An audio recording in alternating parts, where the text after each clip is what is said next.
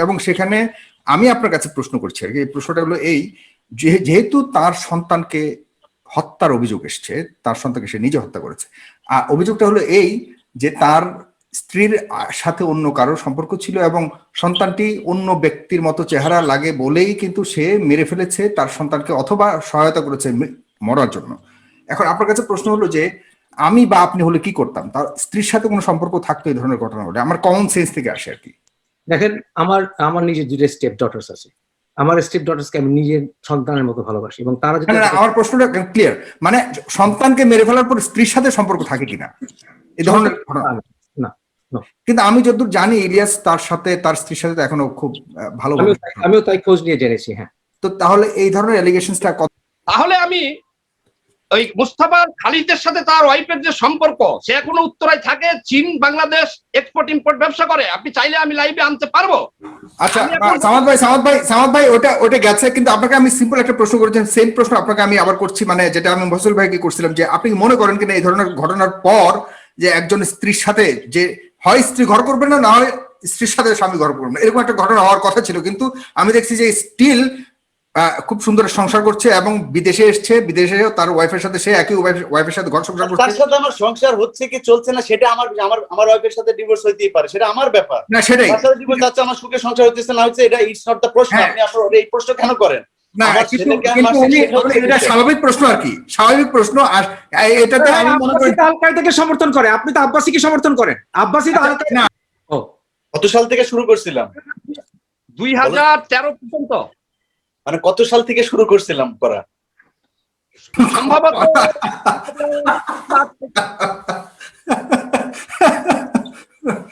মুহাসিন ভাই হাসি থেকে আমার হাসি পেয়েছে। সামাদ ভাই আর কিছু বলার আছে? এক সেকেন্ড, আমি একটা জি, আমি একটা আহ্বান জানাচ্ছিলাম যে আমি বাইরে থাকবো, যে ছেলে দুটা ইলিয়াসের দ্বারা বলাৎকারের শিকার হয়েছে এবং ওই কারি সাহেবের, ওই দুইজনকে নিয়ে, ইলিয়াসকে নিয়ে আপনারা লাইভে বয়স সহ সবকিছু একটু জিজ্ঞাসাবাদ করেন। আমি খালি বসিয়ে দিব, আমি লাইভে থাকবো না, আমি পাশে থাকবো। আপনারা সব ভাবে চেহারা দেখা বিভিন্ন প্রশ্ন করে কয়বার কিভাবে করছে, ইলিয়াস কি লোভ দেখাইছে, এবং প্রথম দিন তাকে শোয়াই রাখা আস্তে আস্তে আস্তে আস্তে তার এই হাত পা টিপে টিপে, আহা নাউজুবিল্লাহ, আমি বলবো না। এখন আপনারা একটু লাইভ করেন, আমি খালি চ্যালেঞ্জ করলাম। ভাই ভাই ভাই আসসালামু আলাইকুম প্রিয় দর্শক শ্রোতা। সাংবাদিক ইলিয়াসের বিরুদ্ধে শতাধিক অভিযোগ। সাংবাদিক ইলিয়াস কেন তার নিজের সন্তানকে হত্যা করেছেন, তেনার স্ত্রী পরকীয়া করেছেন, তেনার সন্তান যে হয়েছে তার মতো দেখতে হয়নি, এই কারণে হত্যা করেছেন। সাংবাদিক ইলিয়াসের বিরুদ্ধে বলাৎকারের অভিযোগ, আরও শতাধিক অভিযোগ। এই অভিযোগগুলো কিভাবে খণ্ডন করলেন সাংবাদিক ইলিয়াস, এই লাইভ ভিডিওটা আপনাদের দেখা জরুরি বলে মনে করি। সাংবাদিক ইলিয়াস সম্পর্কে আপনাদের স্বচ্ছ একটি ধারণা আসবে, এই অভিযোগগুলো আসলে কি সত্য নাকি বানোয়াট। চলুন ভিডিওতে বিস্তারিত দেখে আসি। প্রিয় দর্শক, আসসালামু আলাইকুম এন্ড রমজানুল মোবারক। বিশেষ এপিসোড আপনাদের স্বাগত জানাচ্ছি। বিষয়বস্তু নিশ্চয় দেখেছেন আপনারা, বলাৎকারে অভিযুক্ত সাংবাদিক ইলিয়াস হোসেন এবং তার আদ্যপ্যান্ত। জি, আপনারা ঠিকই শুনেছেন। শুধু তাই নয়, বলাৎকারের শিকার সেই ভুক্তভোগীও নিজে সাক্ষী দিয়েছেন। জনাব মুফাসিল ইসলামের শোতে গতকালকে যা আমি দেখেছি, এবং সেই বলাৎকারের শিকার ব্যক্তি আব্দুল আজিজ, ওনার সমস্ত বিস্তারিত তুলে ধরেছিলেন জনাব আব্দুল সামাদ, যিনি আজকে আমার সাথে রয়েছেন। পাশাপাশি অন্যান্য অপকর্ম তথা নিজের সন্তানকে মেরে ফেলেছে ইলিয়াস হোসেন, এমনটাও দাবি করেছেন মিস্টার সামাদ। আজকে সমস্ত বিষয় নিয়ে সরাসরি আলোচনা করবার জন্য উপস্থিত রয়েছেন অভিযোগকারী ও অভিযুক্ত দুজনেই আমার সাথে উপস্থিত রয়েছেন। আমার সাথে রয়েছেন জনাব আব্দুল সামাদ, সাধারণ সম্পাদক, কমিউনিস্ট পার্টি, মার্কসবাদী, এবং রয়েছেন বিষয়বস্তুর অভিযোগে অভিযুক্ত সাংবাদিক ইলিয়াস হোসেন, তিনি আমার সাথে এখনই যুক্ত হবেন, এবং রয়েছেন প্রখ্যাত আলোচক ও সামাজিক কর্মী জনাব মুফাসিল ইসলাম। আমি সর্বপ্রথম শুরু করতে চাই, আমি আগে দেখি আমার সাথে কি ইলিয়াস যুক্ত হয়েছিল। ইলিয়াস আমার সাথে এখনই যুক্ত হবেন, আমি অপেক্ষায় আছি যুক্ত হওয়ার জন্য। গতকাল আমার কাছে একটি লিঙ্ক আসে মিস্টার সামাদ, যেখানে জনাব মুফাসিল ইসলামের সঞ্চালনের 5-6 জন অতিথির মাঝে আপনি একটি নতুন অভিযোগ অকাট্যভাবে তুলে ধরেছেন। সবচেয়ে গুরুত্বপূর্ণ বিষয় হলো যে অভিযোগের ভুক্তভোগী লোকটিকেও আপনি আপনার সাথে রেখেছিলেন, যে অভিযোগটি করা হয়েছিল বলাৎকারের, আমার কাছে মনে হয়েছে ব্যাপারটি একপেশে অভিযোগ হয়ে যাচ্ছিল মনে হয়েছে, যেহেতু সেখানে ইলিয়াস ছিলেন না। তাই আজকের সব পক্ষকে নিয়ে এই বিশেষ শোয়ের আয়োজন করেছি। আপনি দয়া করে বলবেন যে দুটি মারাত্মক অভিযোগ এনেছিলেন, সেগুলি হলো একটু বিস্তারিত আপনি বলবেন দয়া করে। আমার কাছে যেটা মনে হচ্ছে, একটি হলো সাংবাদিক ইলিয়াস কর্তৃক জনৈক ব্যক্তিকে বলাৎকার, এবং আরেকটি হলো ইলিয়াস তার নিজের সন্তানকে নিজে হত্যা করেছে, এমনটি আপনি বলেছিলেন। দয়া করে একটু জনাব সামাদ, আপনি একটু দয়া করে বলবেন। আপনি শুনতে পাচ্ছেন নিশ্চয় আমাকে? আমি শুনতে পাচ্ছি ঠাকুর ভাই। তো এত সুন্দর একটা আয়োজন করার জন্য আপনাকে আন্তরিকভাবে ধন্যবাদ। কিন্তু সেই ইলিয়াস কই? এখন আমি তো ইলিয়াস সাহেব কি যুক্ত হয়েছেন আমাদের সাথে? ইলিয়াস এক্ষুনি যুক্ত হবেন, আমি মাত্র ফোনে আমার কথা হয়েছে, এক সেকেন্ড, উনি জাস্ট অন দা, আপনি বলতে থাকেন, নো প্রবলেম। আপনি ইয়ে করেন। আর মহসিল ভাই, আপনি শুনতে পাচ্ছেন রাইট? শুনতে পাচ্ছি। হ্যাঁ, আপনার শব্দ যদিও একটু কম আসছে, আপনি একটু আমাকে এখন শুনতে পাচ্ছেন? এখন ক্লিয়ার শোনা যায়? এখন ক্লিয়ার শুনতে পাচ্ছি। দর্শক, আপনারা অবশ্যই আমাদের এই অনুষ্ঠানটিকে আপনারা নিজেদের টাইমলাইনে শেয়ার করে সবাইকে জানানোর জন্য অনুরোধ করব, এবং দেখার জন্য আপনারা অবশ্যই আমাদের ইউটিউবটাকে সাবস্ক্রাইব করবেন এবং আমাদের পেজটাকে আপনারা লাইক দিয়ে আমাদের সাথে থাকুন। আমি একটু দেখছি ইলিয়াস এখনই ঢুকবে, আপনি বলতে থাকুন। জনাব সামাদ, আপনি বলতে থাকুন দয়া করে। আমি কি একটু ইয়ে করব সামাদ ভাই, আপনি বলার আগে যে গতকালকে আপনারা ভিডিওটি করেছিলেন, সেই ভিডিওর মধ্যে কি আমি একটু দেখাবো? মহসিব ভাই, আপনি কি মনে করেন যে মানে কয়েক সেকেন্ড দেখাতে পারেন? হ্যাঁ, এই সুযোগে একটু ইয়ে আসুক। ইলিয়াস এক্ষুনি ঢুকবে, যদি আমি জাস্ট ইচ্ছাকৃত ভাবে আমি টাইমটা নিচ্ছি, কারণ হলো আপনার কথাটা 15 মিনিট, তাই না ভাই? এভরি টার্ন তো 15 মিনিটস, মানে এভরি বক্তা তো 15 মিনিট করে কথা বলবেন নাকি? হ্যাঁ হ্যাঁ হ্যাঁ, 15 বা 10 মিনিট হলেও হবে। কারণ হলো আমি একটু ইয়ে করি, একটা সেকেন্ড দাঁড়ান। আমি একটু, দর্শক, আপনাদেরকে আমি গতকালকে যে আলোচনাটা তিনি করেছিলেন, খুব সুন্দর আলোচনা ছিল গতকালকার মুফাসসির ইসলামের সঞ্চালনায়, সেই আলোচনাটি আমি আপনাদেরকে একটু দেখানোর চেষ্টা করছি। আপনারা অবশ্যই সেই আলোচনাটিকে একটু শুনে বুঝতে পারবেন যে আলোচনাটি আসলে কি ছিল। আমি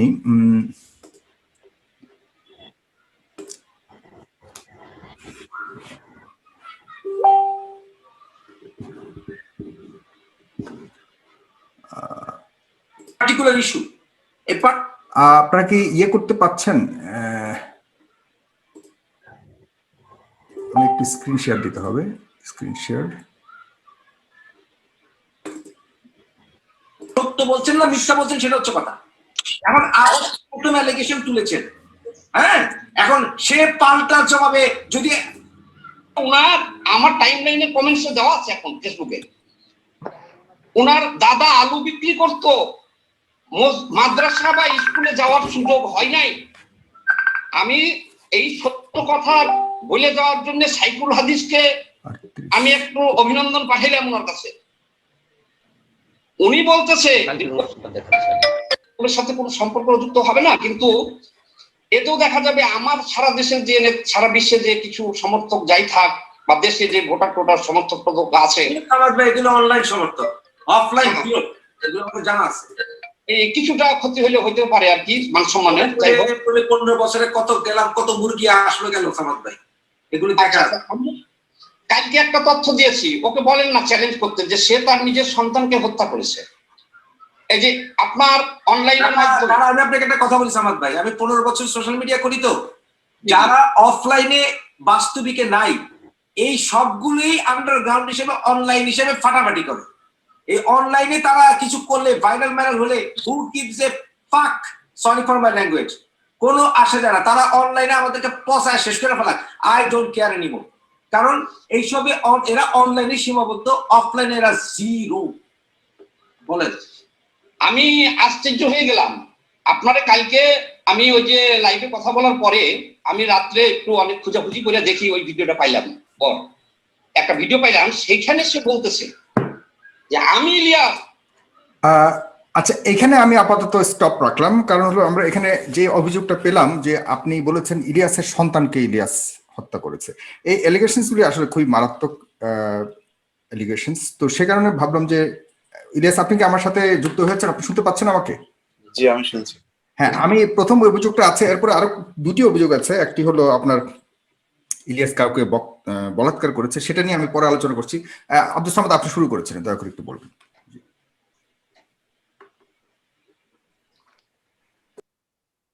যারা আমাকে এই পৃথিবীর যেখান থেকে দেখছেন, আগামীতে দেখবেন, সবাইকে আমি আন্তরিক অভিনন্দন জানিয়ে আমি আজকে আমার এই আলোচনা শুরু করতে যাচ্ছি। অংশগ্রহণ করেছেন ইলিয়াস সাহেব, তারপরে উপস্থাপক মোফাজ্জল করিম, ইসলাম। সবাইকে অভিনন্দন জানাচ্ছি। আচ্ছা, মোফাজ্জল ইসলাম। আচ্ছা, আমি গতকালকে যে অভিযোগটা করেছিলাম, দেখেন, মূলত আমি রাজনীতি করি কিন্তু দীর্ঘ বছর। আমি 1987 সালের 9 নভেম্বর বাম পায়ে গুলিবিদ্ধ হয়েছিলাম এরশাদের আমলে, অন দ্য রেকর্ড গ্রেপ্তার হয়েছিলাম।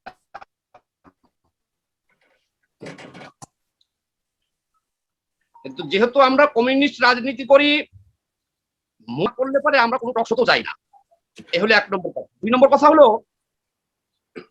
এই অভিযোগগুলো আমরা তৈরি করি না, এই অভিযোগগুলো অটোমেটিকলি আমাদের কাছে আসে।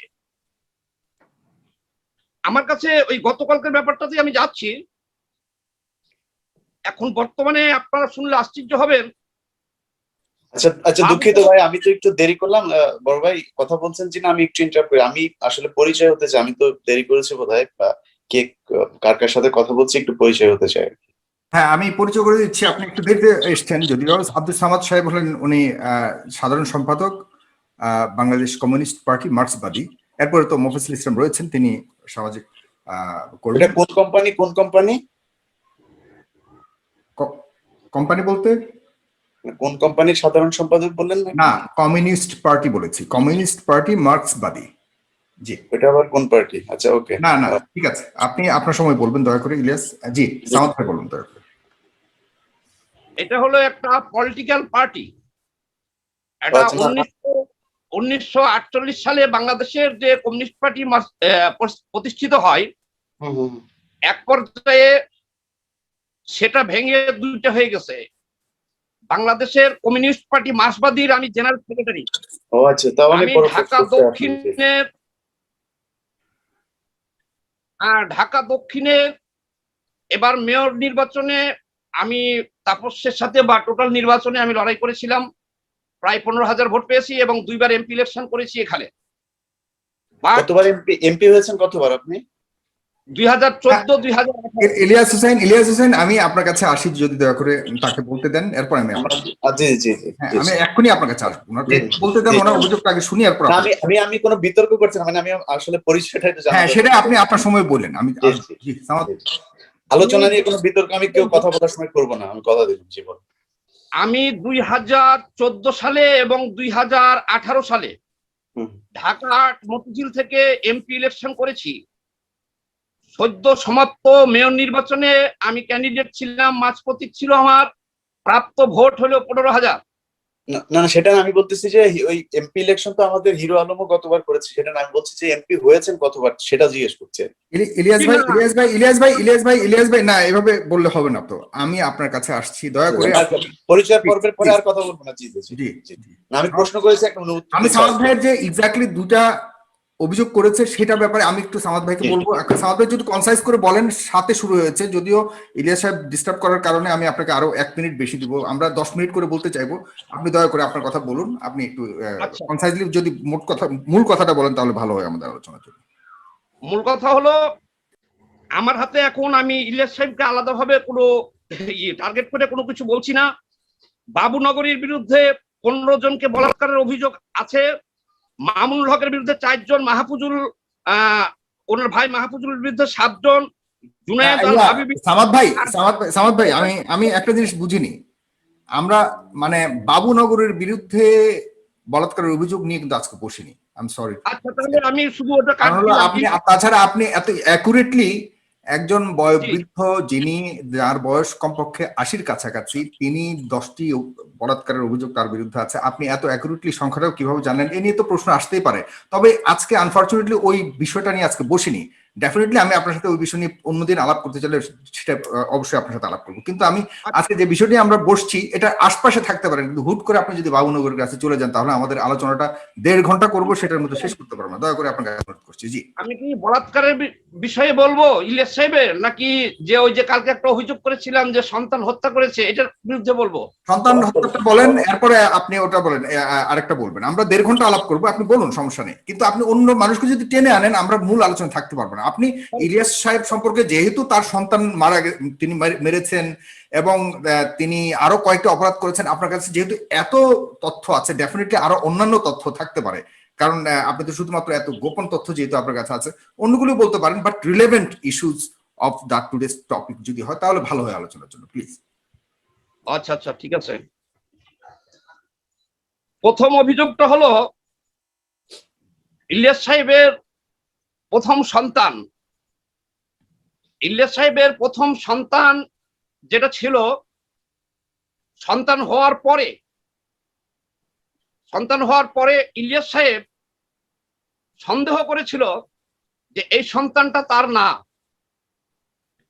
এই সন্তানটা তার স্ত্রীর সাবেক প্রেমিকা মুস্তফা আল খালিদ, যিনি এখন উত্তরা থাকে, এই সন্তানটা হলো তার। এবং তার সাথে বিয়ের আগে যে সম্পর্ক ছিল ওনার স্ত্রীর, কিন্তু ইলিয়াস সাহেব যখন বাসায় থাকতো না তখন সে তার বাসায় নাকি আসা যাওয়া করত, এটা ইলিয়াস সাহেব সন্দেহ করত। সেই সন্তানটা হওয়ার পরে সন্তানটার চেহারা ইলিয়াস সাহেবের মতো না হয়ে অনেকটাই মুস্তফা আল খালিদের মতো হয়, বিধায় তারা সন্দেহ করে ইলিয়াস সাহেব যে এই সন্তান তার না। এবং এটা নিয়ে অনেক বিচার সালিশ হয়েছে। ইলিয়াস সাহেবের বাড়ি হলো চুয়াডাঙ্গা, ইলিয়াস হোসেনের বাড়ি হলো চুয়াডাঙ্গা, তার পিতা মৃত নূর হোসেন, গ্রাম খাসপাড়া, ইউনিয়ন গড়াইটুপি, থানা দর্শনা। আমাদের বাংলাদেশের কমিউনিস্ট পার্টি মার্ক্সবাদী চুয়াডাঙ্গা ডিস্ট্রিক্টের প্রেসিডেন্ট, সাবেক সেনাবাহিনীর অফিসার কমরেড পিয়ারুল ইসলাম মিন্টো এবং সাধারণ সম্পাদক কমরেড আলমগীর হোসেন।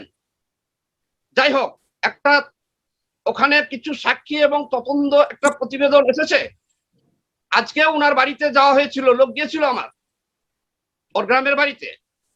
তো যাই হোক, তো সেই সন্তান হওয়ার পরে সেই তার এলাকার লোক প্লাস ঢাকার লোক সম্মিলিতভাবে এটাকে মিউচুয়াল করে দিয়েছিল। সেই মিউচুয়ালে সিদ্ধান্ত হয়েছিল যে তাদের বংশের সম্মান যাবে এবং এটা কোনোভাবে সম্ভব না। যাই হোক, মিউচুয়াল তো মিউচুয়ালি, কিন্তু ওই মুহূর্তে ইলিয়াস সাহেব মেনে নিলেও পরবর্তী টাইমে সে এটাকে মেনে নিতে পারে নাই অন্তর থেকে। এক পর্যায়ে সেই ছেলেটি রোগে আক্রান্ত হয়, অসুস্থ হয়ে পড়ে মারাত্মকভাবে। অসুস্থ হয়ে পড়লে এই সুযোগটাকে ইলিয়াস আলী কাজে লাগায়। সে ছেলেটিকে চিকিৎসা করে নাই। ইলিয়াস আলী নাকি ইলিয়াস হোসাইন? একটু ওনার নাম আমি ইলিয়াস হোসেনই তো নাকি? না, এটা খুব অবাক হচ্ছি সামাদ ভাই, আপনি যার বিরুদ্ধে এত স্পষ্ট ভাবে অভিযোগ এনেছেন এবং যার খুবই ব্যক্তিগত অভিযোগগুলি, যেগুলি একদম পুরোপুরি ঘরের মানুষ ছাড়া কেউ জানবার কথা না, আপনি কিন্তু তার নামটা স্পষ্টভাবে বলতে পারছেন না। সাংবাদিক, ভুয়া সাংবাদিক ইলিয়াস হোসেন, সেটা এখন সাংবাদিক না, এই জন্য বলছি ইউটিউবার বা ট্যাক্সি চালক বলতে পারি আমি, যিনি আমেরিকাতে এখন গাড়ি টাড়ি চালায় আর কি। না, এই গাড়ি চালানো কি অপরাধ? না না না, এই তো পরিচয় জানতে চাচ্ছেন বারবার, এই জন্য বলছি। আমি তো বলতে চাচ্ছিলাম না, যেহেতু সে বলতে পারেন, কিন্তু আপনার অভিযোগটা অনেকটাই মনে হয় যেন এটা অপরাধের কাজ করে, সে কারণে আপনি বলছেন এভাবে। কমিউনিস্ট পার্টির নেতা মানে হলো আপনার কাছে কিন্তু একজন রিক্সা চালকের আপনি একজন প্রধানমন্ত্রী সম্মানিত করবার কথা আপনার কাছে। অন্তত আমি বাংলাদেশের বিএনপি আওয়ামী লীগের কাছে যেটা আশা করি না, আপনার কাছ থেকে তার চেয়েও, মুফতি ভাইয়ের কাছে আয়ের চেয়ে অধিক গুণ আশা করি আমরা। ঠাকুর ভাই, যেহেতু সে আলোচনায় আমাদের সাথে পার্টিসিপেট করতেছে, কাজে বারবার তার নাম বলা। যাই হোক, প্রয়োজনও নাই, কিন্তু না, কারণ জানতে কারণ এর সমস্যা আছে। আপনি কি বলে এটাকে, ইলিয়াস হোসেনের জায়গায় যদি আলী বলেন, তাহলে অবশ্যই এখানে অ্যালিগেশনস এর ক্ষেত্রে নাম যদি সঠিক না হয়, আপনার হয়তো আপনিও তো ভুল হতে পারেন, রাইট? সে কারণে বললাম আর কি। জি বলুন, আমি সরি, আমি জাস্ট কোলাবরেট করছি আপনার সাথে ইনফরমেশন গুলো যাতে সঠিকভাবে আসে আর কি আপনার কাছ থেকে। জি, হয়তো আপনি যাই হোক, কিছু বলে ফেলেছেন আলী হোসেনের জায়গাতে আলী, এটা হতে পারে। যাই হোক, তো ইলিয়াস হোসেনের প্রথম সন্তানটা যখন সিরিয়াস অসুস্থ ছিল, তখন সেই সন্তানটাকে চিকিৎসা করায় নাই। বিনা চিকিৎসায় ছেলেটা মারা গিয়েছে। অনেকেই অনুরোধ করেছিল, যেমন ল্যাব এইডের XYZ এক পার্সন তাকে 50 লক্ষ টাকা দিতে চেয়েছিল এই ছেলে চিকিৎসা করার জন্য। আরো একজন স্বর্ণ ব্যবসায়ী তাকে 1 কোটি টাকা দিতে চেয়েছিল যে সিঙ্গাপুর নিয়ে যে ছেলেটাকে চিকিৎসা করাও। প্লাস তার চারপাশে যারা ছিল তারাও সহযোগিতা করেছিল, কিন্তু সে ছেলেটিকে চিকিৎসা করায় নাই। তার সন্তানটি অবশেষে বিনা চিকিৎসায় মারা গিয়েছে। বাট অনেক হ্যান্ড ছিল, তার ইচ্ছা করলে চিকিৎসা করাইতে পারত, কিন্তু সে আবার নিজেই ইউটিউবে দেখছি তার, সেটা আমার কাছে আসে এখন, সে গর্ব করে বলছে যে আমার সন্তান বিনা চিকিৎসায় মারা গিয়েছে, কিন্তু আমি অন্যায় অসৎ পথের টাকা নেই নাই, হাত পাতি নাই। সে নিজের মুখেই বলেছে ল্যাব এইডের অমুক দিতে চেয়েছে 50 লাখ, অমুক 1 কোটি, অমুক এত, আমি নেই নাই। সামাদ ভাই, আমি আপনাকে 11 মিনিট দিয়েছি, ডেফিনেটলি আপনারাই কথা বলবেন, মানে 1 মিনিট বাড়তি দিয়েছি যেটা ইন্টারাপ্ট করা হয়েছে। জি, সে ইউটিউবে নিজে গর্ব করে ওইটাকে ঘুরে বলতেছে। তার সন্তানটা মারা যাওয়ার পর সে কিন্তু এমন এক লোকের কাছে বলেছে যে আপদ গেছে, মানে ওই সন্তানটাকে সে অন্তর থেকে মেনে নিতে পারে নাই, বা এটাকে সে ইনডাইরেক্টলি হত্যা করেছে। কিন্তু এখন সে ইউটিউবে প্রচার করতেছে তার সততার কথা, যে আমি কারো কোনো অসৎ সহযোগিতা নেই নাই, বিনা চিকিৎসায় আমার ছেলে মারা গেছে। জি, আমরা এখানে একটু পজ থাকি। জি, একটু পজ থাকি। দর্শক, আপনারা তো প্রশ্ন করতে পারেন, আমাকে প্রশ্ন করবেন যে এরকম একটা ব্যক্তিগত ইস্যু নিয়ে কেন আমরা শো করছি, অথবা অন্য অনেক প্রশ্ন আসতে পারে। আসলে ঘটনাটা হলো যে ডেফিনেটলি ইলিয়াস হোসেন একজন সম্মানিত ব্যক্তি, অনেকের কাছে ঘৃণিত ব্যক্তি হতে পারে, আমার কাছে ভালো লাগে, অনেকের কাছে খারাপ লাগতে পারে, কিন্তু উনি আলোচিত একজন ব্যক্তি। তেমনি করে আব্দুল সামাদ সাহেবও যথেষ্ট একজন সিনিয়র নেতা, রাজনীতিবিদ, এবং মোফাজ্জল ইসলামকে কে না চিনে। সবকিছু মিলিয়ে এই ব্যক্তি বর্গের সম্পর্কিত যে কোনো কিছু যখন আসে অনলাইনে, তখন এটা আর ব্যক্তিগত থাকে না, এটা আসলে আমরা সমাজের মধ্যে এবং সবার মধ্যে একটা আলোচনার বিষয়বস্তু হয়ে তৈরি হয়। সে কারণে আসলে আমাদের এই কনসার্নটা হয়েছে, এবং আমি সব পক্ষের সাথে কথা যখন বললাম, তারা সবাই রাজি হয়েছে যে না, ঠিক আছে, যেহেতু আর ব্যক্তিগত রয়ে যায়নি, যেহেতু সবার সামনে এসছে, তাহলে এটা নিয়ে কথা বলা যায়। সে কারণে আপনারা অবশ্যই ব্যাপারটিকে সাধারণভাবে নেবেন, স্বাভাবিকভাবে নেবেন, আশা করি। সমাধান কি হবে জানি না, বাট আমরা কথাগুলো বলছি যেহেতু পাবলিকলি চলে এসছে। আমি ডেফিনেটলি আর মোহাম্মদ ভাইয়ের কাছে যাবো একটু পরে। তো ইলিয়াস ভাই, আপনার কাছে যাওয়ার আগে আমি জাস্ট সামাদ ভাইয়ের কাছে আমার ব্যক্তিগতভাবে একটা প্রশ্ন আছে, যে সামাদ ভাই, আপনি ব্যক্তিগতভাবে আপনার কি ইলিয়াসকে আপনার সম্পর্কে কোনো রিলেটিভ হয় কিনা? ইলিয়াস না, ইলিয়াস আমার কেউ হবে। আচ্ছা, আপনার এলাকা কি ইলিয়াসের এলাকাতেই? হ্যাঁ, ইলিয়াসের এলাকাতে অনেক আত্মীয় স্বজন আছে, আমার পরিচিত আছে। না, আপনার বাড়ি কি আর ইলিয়াসের বাড়ি কি একই জায়গায়? না, পার্শ্ববর্তী। আমার বাড়ি হলো নাটোর, তবে আমার জন্মস্থান হলো। আচ্ছা, হ্যাঁ, না, এখন আপনি মানে হঠাৎ করে ইলিয়াসের এই ব্যাপারটাতে এত বেশি মানে উদ্বিগ্ন কেন? এটা জাস্ট একটু 1 সেকেন্ডে যদি বলে দেন, তাহলে আমি ইলিয়াসের কাছে যাচ্ছি আর কি। ব্যক্তিগতভাবে আপনি এই ধরনের কথা, এটা তো সম্পূর্ণ ব্যক্তিগত ব্যাপার, কিন্তু আমি দীর্ঘদিন তাকে ফলো করতেছি। আচ্ছা, এটা লম্বা কথা, হয়তো আমি আপনার কাছে প্রশ্নটা রেখে যাই, আপনি একটু পরে টাইমে বললেন। আমি ইলিয়াস হোসেন আপনার কাছে বলছি, আপনাকে আমরা এত ভালো জানি। আমি আসছি। সামাদ ভাই, আপনি বলবেন, আমার টাইমটা একটু মেনটেন করতে দেন। ভাই, আপনারা 3 জন আছেন, প্লিজ। জি, ইলিয়াস ভাই, আপনি একজন প্রখ্যাত সাংবাদিক ছিলেন, আপনি নিজে বলেছেন আপনি এখন আর সাংবাদিকতা করেন না, সুতরাং সাবেক সাংবাদিক নামক তো কোনো শব্দ নাই, আমি জানিনি সাবেক সাংবাদিক বলা যায় কিনা, তবে আগে সাংবাদিক ছিলেন। এখন আপনাকে ঘিরে যে কয়েকটা ভয়ঙ্কর অ্যালিগেশনস এসছে, এগুলি মানুষের মনের মধ্যে ডেফিনেটলি প্রশ্নের উদ্বেগ জাগিয়েছে। তো আপনাকে আমরা যদ্দূর জানি আপনার হাজারো লাখো ভক্ত আছে, কিন্তু আপনি কিভাবে আপনার সন্তানকে আপনি কিল করতে পারেন? কোনো না কোনো ভাবে হোক, আপনি চিকিৎসা করাননি এবং ডেফিনেটলি আপনি আমাদের প্রিয় মানুষ, হাজার মানুষের প্রিয় মানুষ। আপনার সন্তান মারা যাবে এটা আপনার ভিতরে বা আপনি পর্যন্তই থাকবে না, মানুষের মনেও দাগ কাটতে পারে। সেই জায়গা থেকে বলছি, কিভাবে সম্ভব আপনি আপনার সন্তানকে নিজের হাতে বলতে এটাই বুঝিয়েছে যে চিকিৎসাহীন ভাবে আপনি সহায়তা করেছেন তাকে মৃত্যুর দিকে ঠেলে দিতে। আপনি কি দয়া করে বলবেন একটু? আচ্ছা, ওই যে সামাদ ভাই বললো যে আমি ওনার কেউ না, সামাদ ভাই কিন্তু আমার ভাই, আমার একজন দেশি ভাই, মুসলমান, উনি অবশ্যই দাবি করেন, উনি মুসলমান হিসেবেও আমার ভাই, উনি আমার শত্রু না। আর আমার পরিচয় দিয়ে, আমার পরিচয় হচ্ছে এখন আমি একজন প্রবাসী শ্রমিক। আমি এক সময় এখানে উবার চালিয়েছি, এক সময় রেস্টুরেন্টে কাজ করেছি, এক সময় মানে অর্জব বলতে যা বোঝায়, আপনি কানাডাতে থাকেন আপনি জানেন আমি অর্জব করেছি। এখন একটা কাজ করি, সেটা হচ্ছে বিরাট মানে বড় কোনো কাজ, সেটা না, আমি হোয়াইট হাউসে চাকরি করতে আসিনি এখানে। তো এটাই হচ্ছে আমার পরিচয়। আমার সাংবাদিক হওয়ার, আসলে বাংলাদেশে এই মুহূর্তে সাংবাদিক নাম যার সাথে আছে, অন্য মানুষ যাই বলুক, আমি তাকে মানে শ্রদ্ধার জায়গায় রাখতে পারি না, সেটাই বললাম। আমি ওনাকে ছোট্ট করে একটা প্রশ্ন করতে চাই। আমার খুব পছন্দের একজন মানুষের নাম বলেছেন উনি, সেটা হচ্ছে কার্ল মার্কস। ওনার জন্ম আর মৃত্যু তারিখ কবে এটা একটু ভাইয়ের কাছে, যেহেতু উনি ওইপন্থী, আমি একটু জানার দরকার। আমি জাস্ট এই প্রশ্নটা একটু ওনার সাথে ইন্টারাকশন চাই। ভাই, ওনার জন্ম মৃত্যু কত সালে কার্ল মার্কসের? না, কার্ল মার্কসের এখানে সম্পর্কটা কোথায়? জন্ম মৃত্যু উনি তো মার্কসবাদী, উনি মার্কসবাদী ইয়ে, তো এই জন্য আমার একটু দরকার আর কি, আমার একটু জানার দরকার। আমি কেন জানতে চাচ্ছেন কেন? মানে এখানে আলোচনার তো বিষয়বস্তু তো এটা না। ওই আমার আলোচনাটা করতে একটু সুবিধা হবে, এটা একটু যদি কাইন্ডলি যদি ওনাকে একটু ইন্টারাকশন করতে বলতেন। আচ্ছা, আমরা জিজ্ঞাসা করছি, উনি যদি দিতে চান দিবেন, না হলে এটা কত বেশি জি আমি জানি না। আচ্ছা, জানেন? আমি জানি না, জানি না আমি। আর মার্কসবাদী একটা সংগঠনের এত বড় পদে আছেন, এটা আপনার জানা উচিত, এটা অবশ্যই জানা উচিত আপনার। যাই হোক, জানা উচিত বলতে প্রশ্নটা কেন করলাম জানেন? প্রশ্নটা করলাম আমি জি জি অবশ্যই আমি সেখানে যাবো। আমি প্রশ্নটা কেন করলাম জানেন? অবশ্যই থাকা যাবে না, সময় নষ্ট করা যাবে না, সেটা নিয়ে কথা বলবো।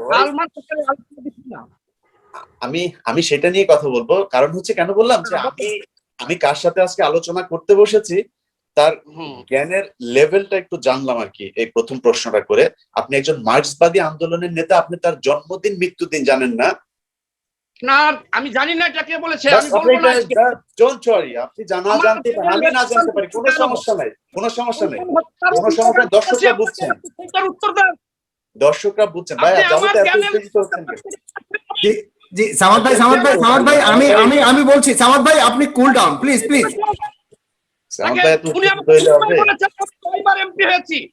আমি কিচ্ছু না, কিচ্ছু হয় নাই। আপনার বিরুদ্ধে এলিগেশন আসছে, আপনি সন্তানকে বিনা চিকিৎসায় হত্যা করেছেন, আপনি সেটা নিয়ে আলোচনা করেন। ওকে, সামাদ ভাই এখানে গরম হওয়ার মতো কিছু হয়নি এখনো, প্লিজ।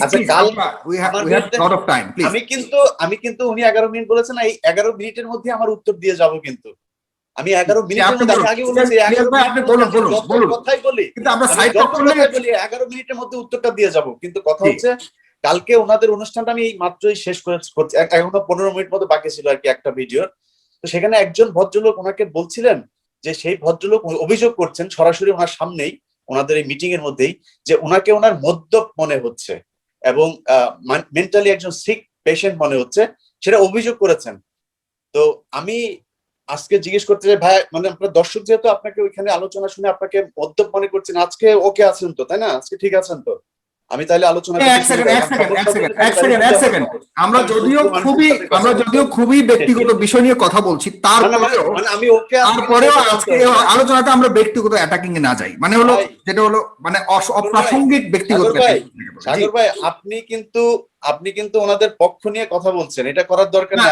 আমি কারো পক্ষ নিতে চাচ্ছি না, আমি চাচ্ছি যে সঠিক কথা নিয়ে কথা হোক। আপনি সবসময় আপনি একজন উপস্থাপক হিসাবে এই মুহূর্তে বাংলাদেশে যতগুলো টক শো হয় তার মধ্যে আমি বেস্ট জায়গায় রাখি আপনাকে। অতএব আপনার জায়গাটা আমি কিন্তু আপনাকে বলছি যে আমি উনাকে যে প্রশ্নগুলো করছি সেগুলো কিন্তু কোনোটা অভিযোগ করছি না, আমি সরাসরি কোনো কিছু জানিও না, ওনার বাড়ি কোথায় সেটাও জানি না, জানার দরকার নেই, ওনাকে নিয়ে আমার কোনো অভিযোগও করি না, উনি আমাকে নিয়ে অভিযোগ করেছে। অতএব সমস্যাটা আমার, যে কারণে বলছি যে যদি প্রথমে যেভাবে উনি উত্তেজিত হচ্ছেন, আমার মনে হচ্ছে যে আজকে উনি সম্ভবত প্যাকটা খেয়ে আসছেন কিনা, যদি না খেয়ে আসেন না, ওটাতে আমরা ওইভাবে না বলি, প্লিজ প্লিজ ইলিয়াস ভাই প্লিজ। আচ্ছা, এখন কথা হচ্ছে দর্শক, বাংলাদেশের যত দর্শক আছেন সবার উদ্দেশ্যে আমি আজকে কথা বলতে চাই। আমার পক্ষে এবং বিপক্ষে আজকের এই অনুষ্ঠানে আসার উদ্দেশ্য কিন্তু জনাব মুফাসসিল সাহেব বা জনাব কমরেড সামাদ সাহেবের সাথে আলোচনা করা না।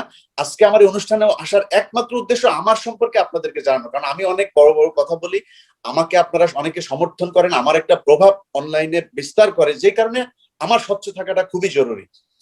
সামাদ সাহেবের কালকের ভিডিওতে বলছিলেন এবং আজকে উনি যেভাবে খাতা দেখে বলছিলেন যে আমার, কালকে কিন্তু ওনার অনুষ্ঠান দেখছিলাম, উনি বলছিলেন আমার বাড়ি জীবননগর, আমার বাড়ি কিন্তু জীবননগর না। আজকে উনি কিছুটা কাছাকাছি গিয়েছেন, সেখানেও কিছুটা সমস্যা আছে। আমার বাড়ি দর্শনা থানা না, আমার বাড়ি কিন্তু দর্শনা থানা না। আরো কাছে যাই, আমার বাবার নাম বলেছেন। এই অনুষ্ঠানে যারা চুয়াডাঙ্গার লোক বা আমাকে, আমার বাবাকে যারা চেনেন, তারা সবাই হাসছেন। আমার বাবার নাম নূর হোসেন না। এটা উনি কোথা থেকে দেখেছেন? ওই যে একটা ভিডিও করেছে কোন একজন ভদ্রলোক, জানে না আমার বাপের নাম, আমার বাপ নাকি রাজাকার ছিল, ওই নূর হোসেন হচ্ছে রাজাকার, ওই নূর হোসেনকে আমার বাবা বানিয়ে দিয়েছেন। যেই ছবি দেখিয়ে ভিডিও তৈরি করা হয়েছে সেই ভিডিওর ব্যক্তিটাও আমার বাবার না।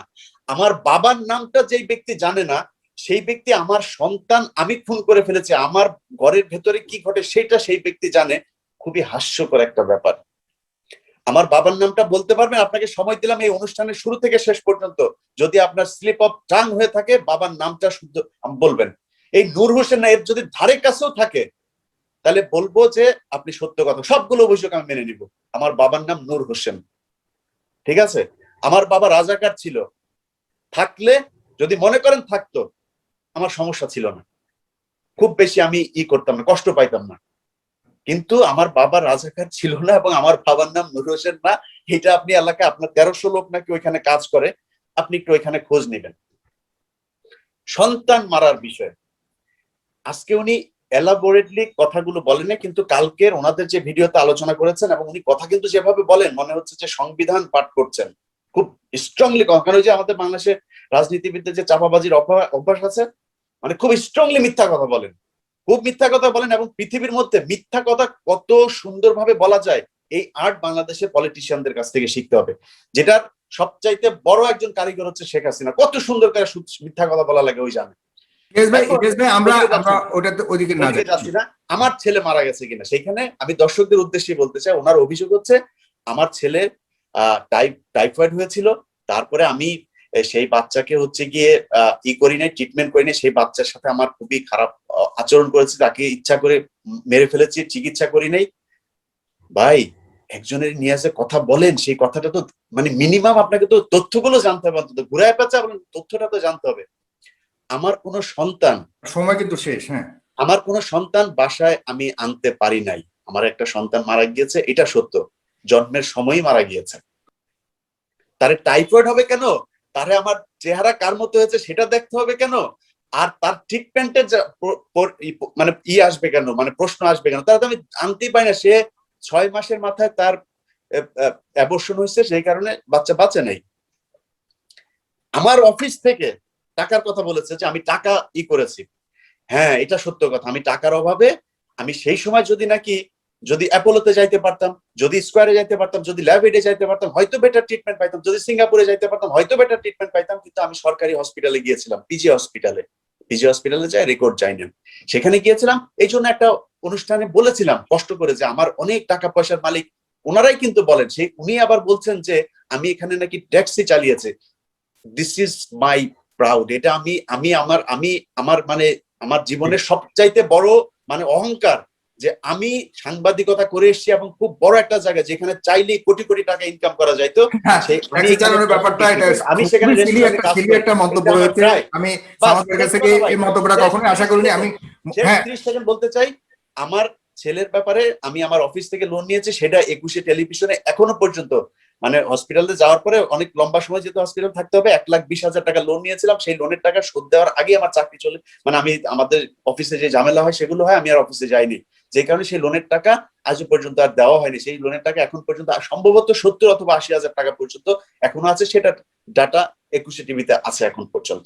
আমি আপনাকে বেশি সময় দিতে পারছি না। কথাবার্তা এগুলি বলেন, আরে বাপের নাম যে জানে না তার কাছে আমার করতে হবে। যান এবার বলেন, ওনারে বলেন যে যত ধরনের অভিযোগ আছে ঠান্ডা মাথায় দেন, উত্তেজিত হওয়ার দরকার নেই। ইলিয়াস ভাই আপনাকে ধন্যবাদ। মোফাসিল ভাই আমি জানি না আপনি এবার কিভাবে নিলেন, যে কোনোভাবেই মুখ ফসকে বলেছেন কিনা সামাদ ভাই আমি জানি না, যে ট্যাক্সি চালানোটা আমি জানি না, আপনি বিদেশে দীর্ঘদিন থাকেন, ট্যাক্সি চালানো অবশ্যই অপরাধের কিছু না, এবং এখানে যত বড় বড় ইঞ্জিনিয়ার ডাক্তাররা আছে তারাও সুযোগ পেলে ট্যাক্সি চালায় একটা বাড়তি ইনকামের জন্য, এটা আপনি নিজেও জানেন, এটা কোনো অপরাধের কিছু। কিন্তু আপনার কাছে আপনি গতকালকে খুব সুন্দরভাবে অনুষ্ঠানের সঞ্চালনা করেছেন, আপনি আমার খুব প্রিয় একজন মানুষ এবং খুব সুন্দর কথা বলেন। এই দুজনের অনুষ্ঠানের বা দুজনের এক ব্যক্তিগত ব্যাপারে যে অনুষ্ঠানটি পরিচালনা করেন, আপনার কাছে কি মনে হয়েছে যে ব্যাপারটি আসলে পাবলিকলি বলার কোনো বিষয় ছিল কিনা, এবং এখন যে দুজনের কথা শুনছেন এতে আপনার মন্তব্যটা একটু জানতে চাচ্ছি। প্রথমেই ইলিয়াস হোসেনকে শুভেচ্ছা, আমার সামাদ ভাই তো আছেই নেই। ইলিয়াস হোসেন, আপনাকে আমি হাসতে দেখে আমার খুব ভালো লাগছে, you have a very beautiful smile. কিন্তু আপনাকে আমি খুব একটা হাসতে দেখি না, খুব একটা ভিডিও যে আপনি দেখেছি তা না, বাট আপনি খুব জোশে থাকেন, খুব ভালো। আমি একসময় জোশে ছিলাম, তবে আমি কতগুলো জিনিসকে আমি নিজের থেকে ডিস্টেন্স করি। আমার টাইম কিন্তু শুরু হয়েছে, আমি আপনাদের এই পর্যন্ত আলোচনায় আমি কিন্তু কোনো ডিস্টার্ব করিনি, একটা কথাও বলিনি। তাই আমি আশা করবো আমার 10 মিনিটের সময় আপনারা কেউ কথা বলবেন না, আমাকে এতটুকু রেসপেক্ট দেবেন। ইলিয়াস হোসেন যদি ট্যাক্সি চালিয়ে থাকেন কেন, উনি যদি ঘর মুছে থাকেন, উনি যদি নিউ ইয়র্কের জ্যাকসন হাইটে রাস্তায় ময়লা পরিষ্কার করে থাকেন নিজের সন্তানের জন্য, পরিবারের জন্য, Ilias Hossain I salute you. এবং আমি এটাও বলি যে আপনার সন্তান মারা গেছেন, আপনার সন্তান, দেখেন আপনি দাবি করেছেন আপনার সন্তান, আপনি যদি পালিত সন্তান হয়ে থাকে, আপনার স্ত্রী আগের কিছু হয়ে থাকে, আমি জানি না ভাবির ব্যাপারে, যদি হয়ে থাকে, আপনি যদি আপনার সন্তান মারা গেছেন, আমি তার বিদেহী আত্মার জন্য শুভকামনা করি, আল্লাহ যেন তাকে জান্নাতুল ফেরদৌস দান করে। এখন আসুন আমাদের সামাদ ভাইয়ের অ্যালিগেশন। সামাদ ভাই নিজেই ডিফেন্ড করবেন। এখানে আমি আমার অনুষ্ঠানে প্রথমে ডিসক্লেমার দিয়েছি যে everything online is not a court. আমি নিজে lawyer, online is not a court. আপনি কোর্টে সবকিছু সাবজেক্ট টু কোর্ট। এখন অনলাইনকে অনেকে কোর্ট আদালত বানিয়ে ফেলে, দিস ইজ এ প্রবলেম। এবং এইরকম ভাবে আমি দেখেছি, যেটা আমি এখন আমার মেইন ইস্যু, যেই জন্য আমি আজকে আসি, আমি আগে বলেছিলাম আমাদের ভাইকে যে দেখেন আমি আসতে চাই না আজকে, কারণ হচ্ছে এটা যেহেতু অ্যালিগেশন দিয়েছে সামাদ ভাই, এবং এখানে ইলিয়াস ভাই উনি রেসপন্ড করবে, এখানে আমার কি দরকার? তারপরে আমি জানি যে এখানে একটা নীতির ব্যাপার এসছে, তাহলে আমি ইলিয়াস সাহেব, আমি আপনাকে আগেই বলি, আমি আপনার কিছু কিছু ভিডিও দেখেছি টেনে টেনে, আমার সেই সৌভাগ্য হয়নি, কারণ আপনি খুব রেগে থাকেন। আমি রেগে থাকা দেখলে আমার মানে হার্টে সমস্যা হয়, আমি কার্ডিয়াক পেশেন্ট, আমি নিজেও রাগি।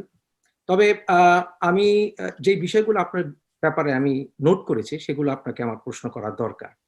এর ভিতরে একটি বিষয় হচ্ছে যে আপনি বলেছেন যে আপনি এই বিষয়গুলো আসলে আমি ব্যক্তিগত বিষয় আলোচনা আনার পক্ষপাতী নই, কিন্তু আপনি অনেকের ব্যক্তিগত বিষয় আপনি আলোচনা করেন, এবং ফর এক্সাম্পল মুন্নি শাহকে তার লিঙ্গ বোঝা মুশকিল আপনি বলেছেন। দেখেন, এটা আল্লাহ রব্বুল আলামিন মানুষকে সৃষ্টি করে, তাকে দেখলে কি মনে হয় এটা আলোচনা করা ঠিক না। সেই ক্ষেত্রে আপনি আরো বলেছেন যে বিভিন্ন মানুষের ব্যক্তিগত জীবন, আপনি আপনার কয়েকটা ভিডিওতে তাদের ফেসবুক করেসপন্ডেন্স মেসেজের প্রাইভেসি আমি দেখেছি, সেখানে আপনার কাছে আছে, যেগুলো একমাত্র হ্যাকিং ছাড়া কোনো মতে সম্ভব না, কারণ ফেসবুকের বিরুদ্ধে আমার ব্রিটিশ হাইকোর্টে একটা মামলা চলছে, সুতরাং এগুলি কিভাবে হয়, কারা করে, আমি খুব ভালো করে জানি। এখন আসুন আপনি আপনার কিছু অ্যালিগেশনস এর উত্তর দিতে হবে আমার। আপনি বলেছেন আমার সোনার বাংলা রবীন্দ্রনাথের ব্যাপারে আপনার দ্বিমত আছে। রবীন্দ্রনাথ প্রতিটা মানুষের জীবনে বিভিন্ন সময় দিয়ে পার হয়, আমি নিজেও গেছি, আপনি নিশ্চিত আপনিও গেছেন। আমার সোনার বাংলার যেই আপনার গগন হারকার কথাটি বলেছেন, রবীন্দ্রনাথ আপনি বারবার ব্যবহার করেছেন, রবীন্দ্রনাথ এটা চুরি করেছেন। রবীন্দ্রনাথ তো চুরি করেনি, উনি ক্রেডিট দিয়েছেন ডিউ, এবং ওনার যেই উপন্যাস পোস্টমাস্টার, যেটা সত্যি, যেটা মুভি করেছেন, সেখানে উনি গগন হারকার ব্যাপারটি উনি এনেছেন। আমি জানি না আপনি পোস্টমাস্টার দেখেছেন কিনা, দেখার কথা, না দেখলে দেখে নিবেন। রবীন্দ্রনাথ বিভিন্ন সময় ওনার জীবনের চড়াই উত্তরের ভিতর দিয়ে গেছেন, আমি আগে বললাম আমি নিজেও গেছি।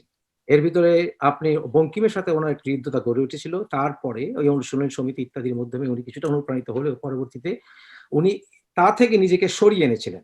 এবং রবীন্দ্রনাথ পরবর্তী ঘরে বাইরে, যেটা 1907 সালে লেখা, সেখানে কিছুটা আপনি সিমটম দেখতে পাবেন। এছাড়াও রবীন্দ্রনাথ 1930 সালে ইংল্যান্ডে এসে অক্সফোর্ড ইউনিভার্সিটিতে অনেকগুলো লেকচার দেন। সেই লেকচারের ভিতরে একটি ছিল মানুষের ধর্ম, এবং অর্থাৎ রিলিজন অফ ম্যান। সেই লেকচারগুলো কালেকশনে একটা বই ছাপা হয়। এরপরে রবীন্দ্রনাথ মানুষের ধর্ম নামে 1933 সালে আরেকটি বই লিখেন, যেখানে উনি মানব ধর্মের কথা বলেছেন, সকল সৃষ্টিকর্তার মাধ্যমে সকল মানুষকে বন্ধন করার কথা বলেছেন। রবীন্দ্রনাথ হিন্দু নন, উনি হিন্দুত্ববাদী নন। রবীন্দ্রনাথের ব্যাপারে কথা হচ্ছে, রবীন্দ্রনাথের আর এর আগের যে সকল ইতিহাস আগে বললাম উনি সরে এসেছিলেন। তবে রবীন্দ্রনাথের ঢাকা বিশ্ববিদ্যালয়ের ব্যাপারটি আপনি এনেছেন। ঢাকা বিশ্ববিদ্যালয়ের ব্যাপারটির ক্ষেত্রে রবীন্দ্রনাথ যেহেতু ওখানে কলকাতা বিশ্ববিদ্যালয়ের পরিচালনা কমিটিতে ছিলেন, উনি পরবর্তীতে বঙ্কিমের সমালোচনার কারণে ওনাকে যথেষ্ট অপমান করা হয়েছিল। তারপরে 1933 পরে যে ওনার যে ট্রানজিশন ঘটে, এরপর ঢাকা বিশ্ববিদ্যালয়ে এসে উনি ওনার সৌহার্দ্য প্রকাশ করেছিলেন এবং জীবনের শেষ নিঃশ্বাস পর্যন্ত তাই করে গেছেন। আমার সোনার বাংলাকে বাংলাদেশ জাতীয় সঙ্গীত এর জন্যই বলা উচিত যে এর পেছনে উনি দুই বাংলাকে এক রাখতে চেয়েছিলেন, অনেকেই রাখতে চেয়েছিল। এই জন্যই যে হিন্দু মুসলিম একসাথে থাকি না কেন, থাকার চেষ্টা করি না কেন, কারণ ওনার পরিবার হিন্দু মৌলবাদের বিরুদ্ধে সবচেয়ে বেশি সংগ্রাম করেছে, রবীন্দ্রনাথের পরিবার। কারণ ভুলে যাবেন না, উনির পরিবার এবং রাজা রামমোহন রায়, দ্বারকানাথ, ওনারা মিলেই হিন্দু যে চরমপন্থী তার বিরুদ্ধে সংগ্রাম করেছিলেন এবং উনি ব্রাহ্ম সমাজের লোক, উনি হিন্দু ধর্মের লোক নন। এখন আসুন, আপনি আরো কিছু কথা বলেছেন, সেটা হচ্ছে আমার সোনার বাংলা ব্যাপারে। একটা কথা হচ্ছে, যখন বাংলাদেশের স্বাধীনতার সংগ্রাম হচ্ছিল তখন আমরা কারণে যেই পতাকা উড়েছিল এবং যে আমার সোনার মহসিন ভাই, আমি একটু, আপনি যদি একটাতে থাকেন তাহলে খুব ভালো হয়। আমি বন্ধ করে দেব। হ্যাঁ, না, আপনি যদি একটাতে থাকেন ভালো হয়, কারণ হলো আপনি যদি ওই সময়কালীন সময়ের আরো অন্যান্য টপিক আনেন তাহলে টপিক আনবো। আমি খুব এক্সপার্ট টাইম স্লটের ব্যাপারে।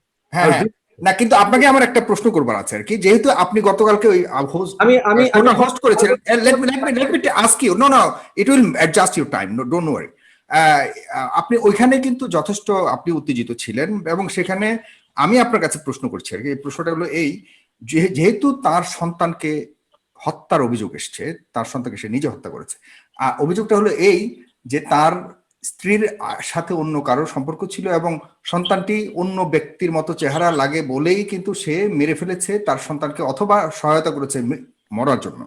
এখন আপনার কাছে প্রশ্ন হলো যে আমি বা আপনি হলে কি করতাম? তার স্ত্রীর সাথে কোনো সম্পর্ক থাকতো এই ধরনের ঘটনা হলে? আমার কমন সেন্স থেকে আসে আর কি। দেখেন, আমার নিজের দুটো স্টেপ ডটার্স আছে।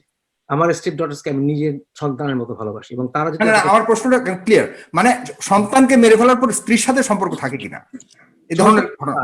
না। কিন্তু আমি যতদূর জানি ইলিয়াস তার স্ত্রীর সাথে এখনো খুব ভালো, আমিও তাই খোঁজ নিয়ে জেনেছি। হ্যাঁ, তো তাহলে এই ধরনের অ্যালিগেশনসটা কতটুকু ভিত্তি রাখে আর কি? মানে এটা কি আগে বললাম, ইটস নট এ ট্রায়াল। না, আমি আপনার মন্তব্য চাচ্ছি, আপনি কিন্তু সেই These are all speculations. তবে জিনিসটা খুবই শকিং যে ওনার বাচ্চার মৃত্যুর পরে এবং ইলিয়াস হোসেনের এত বড় ফেলারের পরে তারপরেও ইলিয়াস হোসেন ওনার স্ত্রীর সাথে সংসার করছেন, ব্যাপারটা আমার কাছে আসলে সারপ্রাইজিং। ইট ইজ ট্রু, এটা সত্য, আমার কাছে ভেরি সারপ্রাইজিং। কারণ কোনো মেয়ে তারপরেও তার সংসার করতে পারবে এরকম স্বামীর সাথে, আমি সারপ্রাইজ। তবে ইলিয়াস হোসেন যদি টাকা, উনি ব্ল্যাকমেইল হওয়ার জন্য টাকা ওনাকে অফার করে থাকে, উনি যদি রিজেক্ট করে থাকেন, আমি বলবো ওয়েল ডান, ভেরি গুড, এবং আমি হলে তাই করতাম। কিন্তু তারপর যদি ওনাকে টাকা দিয়ে, ওনাকে যদি মনে করেন ওনার টাকার অভাবে যদি সন্তান মেরে থাকে, দুঃখজনক, আমাদের বাংলাদেশে এগুলো হচ্ছে। আমার টাইম এখন অ্যাডজাস্ট করি, আমি শেষ করি। এখন আপনি আমাকে কিছু ব্যাপার আছে আপনি বলেছেন, যেমন ফর এক্সাম্পল আপনি ইসকন নিয়ে অনেক কথা বলেন। ইসকনের যে ইতিহাস, ফাউন্ডিং ইতিহাস, ওগুলো ইতিহাস 1966 সালে শুরু হওয়ার পরে অনেক কিছু ঘটেছে। ইসকনের ফিলসফিতে কিছু ব্যাপার স্যাপার আছে যেগুলো আসলে একটি সত্য, যে হরে কৃষ্ণ বলে যে সকল ধ্বনি দেওয়া হয়েছে এগুলোতে তারা পরে অ্যাপোলজি করেছে, কিন্তু এগুলো হয় যে না তা নয়। কিন্তু এর চেয়ে ভয়ঙ্কর বিষয় হচ্ছে হিন্দুত্ববাদ। আপনি অনেকবার উচ্চারণ করেছেন, আমি দেখেছি আপনি কয়েকটি ভিডিও।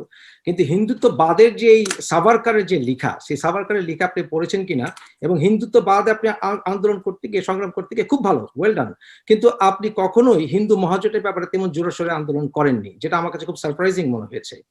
আপনি মামুনুল হককে যথেষ্ট সাপোর্ট করেছেন। মামুনুল হককে সাপোর্ট করতে গিয়ে আপনি কালো বোরকা নিয়ে এসছেন।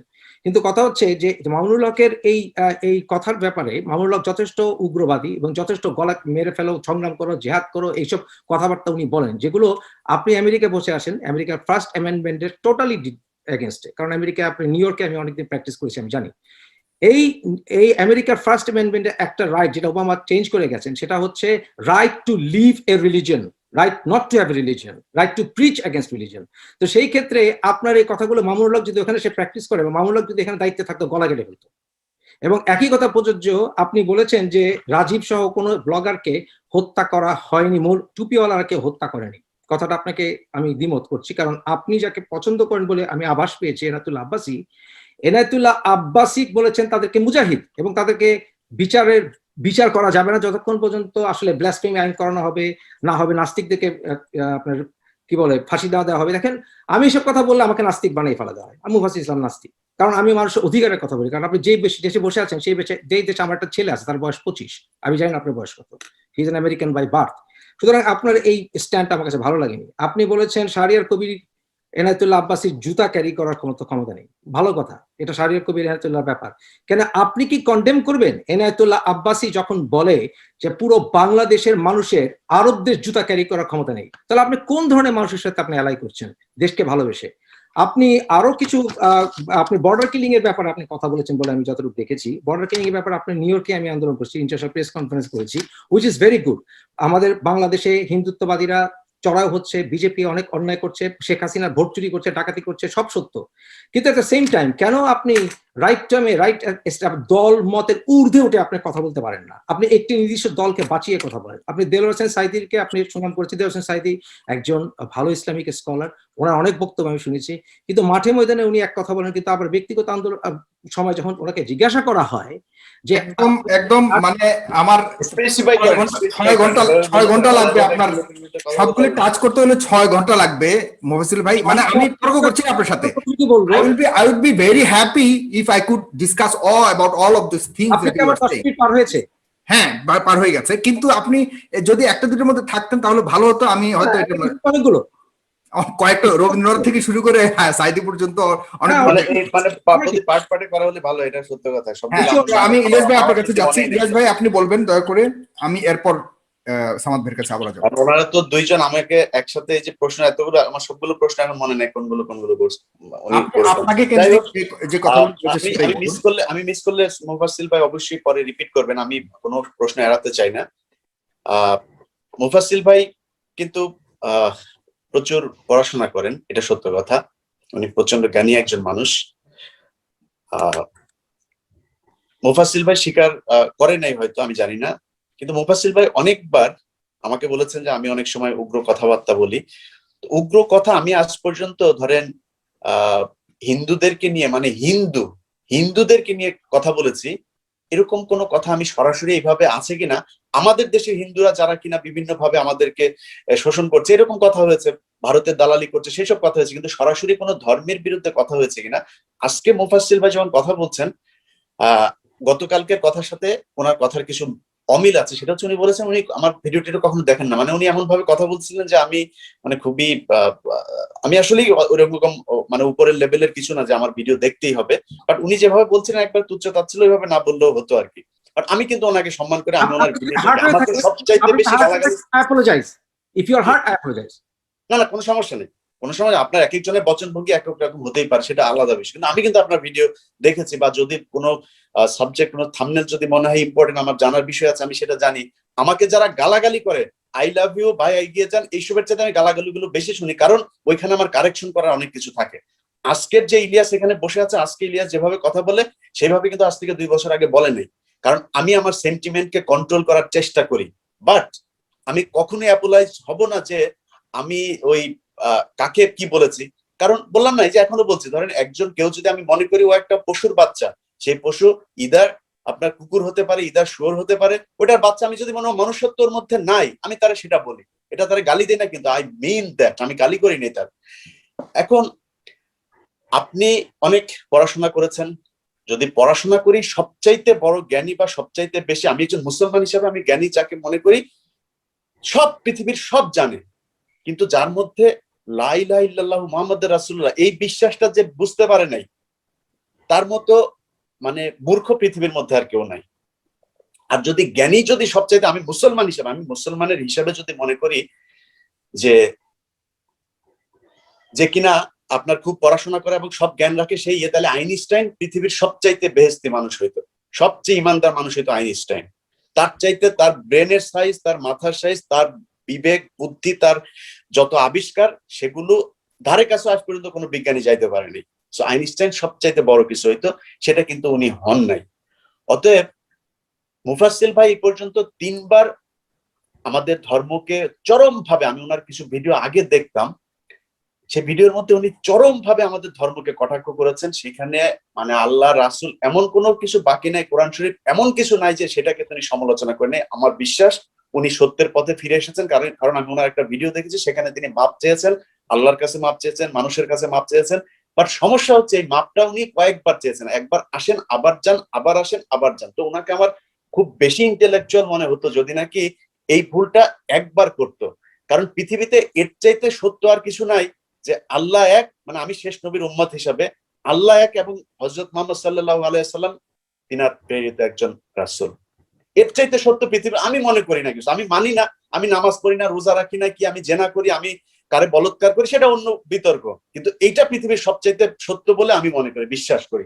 এটার জন্য আমি যে কোনো সময় জীবন দিতে পারবো, যে কোনো পরিস্থিতিতে আমি জীবন দিতে পারবো। সেটা বুঝতে মুফাসসিল ভাই অনেক দেরি হয়েছে। আরেকটা কথা বলেছেন মুফাসসিল ভাই, এই যে এখন কথা কিন্তু আমি যেভাবে বলছি, আপনি যদি এটাকে মনে করেন যে আমি খুব উগ্র হয়ে কথা, না, সত্য কথা বলছি, হয়তো কথা বলার সময় আমার স্টাইল এটা, আমি এই স্টাইলে কথা বলি। young man, you are smiling, which is তো good. এখন আপনি করেছেন যে খুব বারবার মিন করছিলেন যে এইসব 2 বছর আগে, কয় বছর আগে এসছে ইলিয়াস? 1 বছর আগে, 1.5 বছর আগে, 2 বছর আগে। ভাই আমার একটা প্ল্যাটফর্ম ছিল, আমি একজন ফর্মার রিপোর্টার, তাও মানে আলোচনা করার মতো একজন রিপোর্টার ছিলাম, বাংলাদেশে আলোচিত একজন রিপোর্টার ছিলাম, বাংলাদেশে থাকা অবস্থাতে অনেক রিপোর্ট নিয়ে, আমার অনেক রিপোর্টে এখন পর্যন্ত পুলিশের ডিআইজি পর্যন্ত জেলখানায় আছে।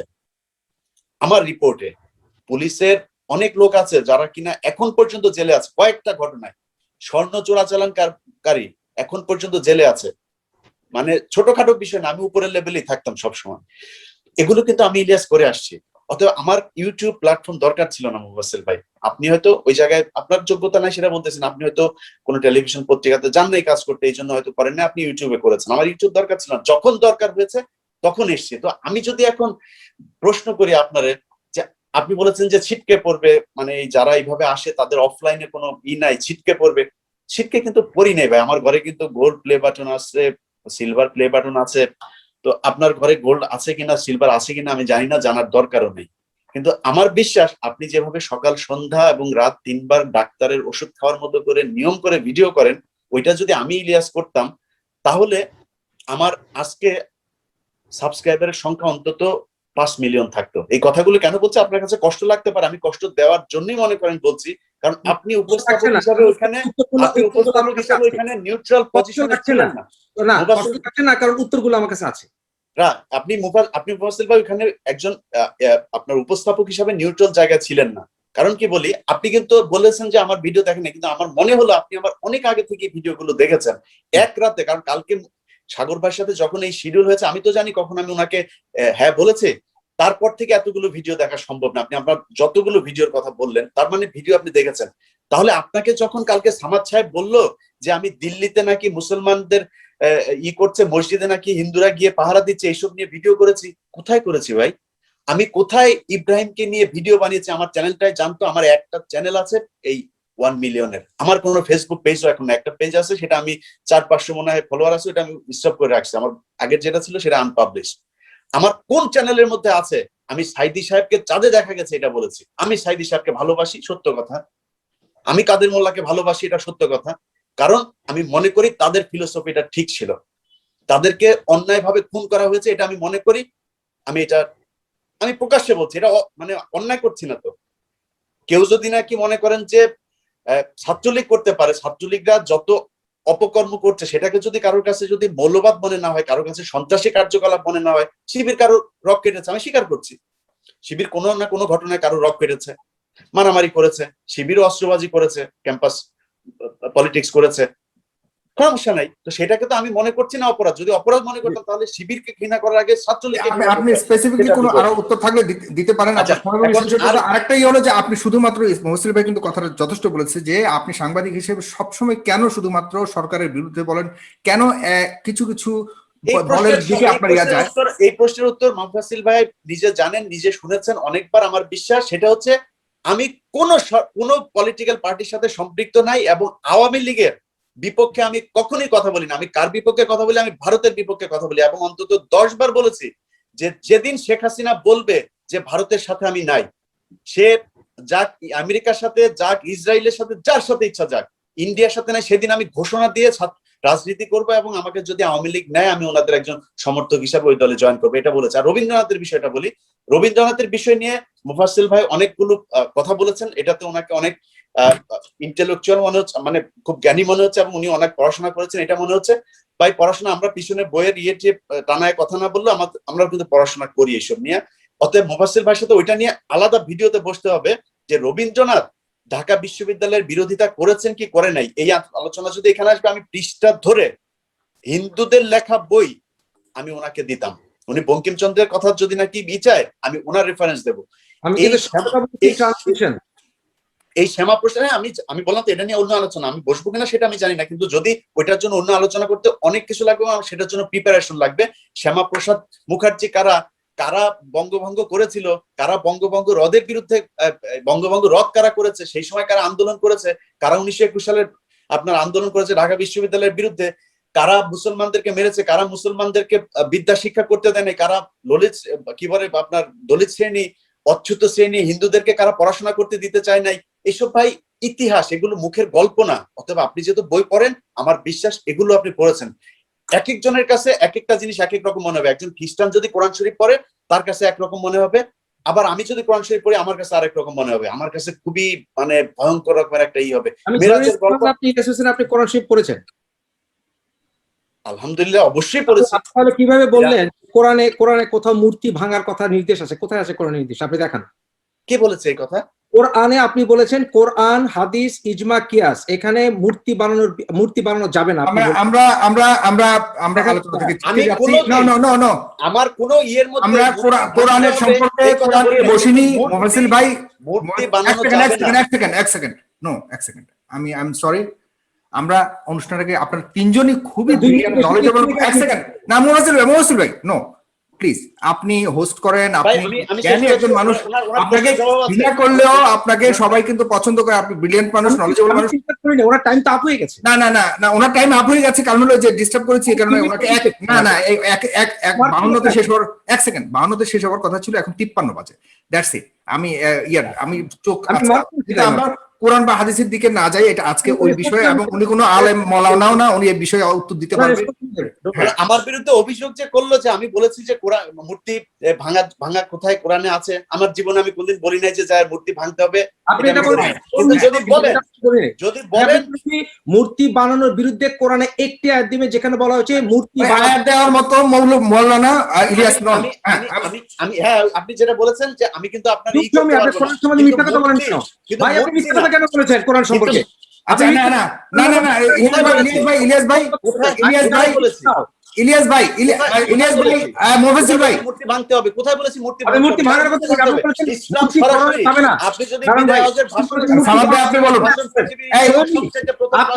ইলিয়াস ভাই প্লিজ আচ্ছা নালে সবাইকে মিউট করে দিতে কোথায় আছে কোরআনে বলেন? আপনাদের কাজ হচ্ছে বাংলাদেশের যেসব নাস্তিক আছে তাদের কাজ হচ্ছে মুসলমান সাজা। কারণ আপনি তো আপনার কথা নাস্তিক, আপনি কোরআন পড়েছেন? আপনি কোরআন কাজ করেছেন 1 নম্বর আয়াত আপনি আমারে বানাই দিয়েছেন স্বরাষ্ট্রমন্ত্রী, আপনি প্রেসিডেন্ট হয়ে গেছেন, হয়ে তারপরে আপনি প্রবাসী সরকার গঠন করছেন। এটা কে দিচ্ছে আপনার এই সামাদ ভাই আপনি বলুন দয়া করে। বলুন। আমি আজকে নিশ্চিত হয়ে গেলাম যেটু কনফিউশন ছিল আর নাই। তার ভিডিওটা আপনাকে আমি এরপরে লিংক দিয়ে দিব।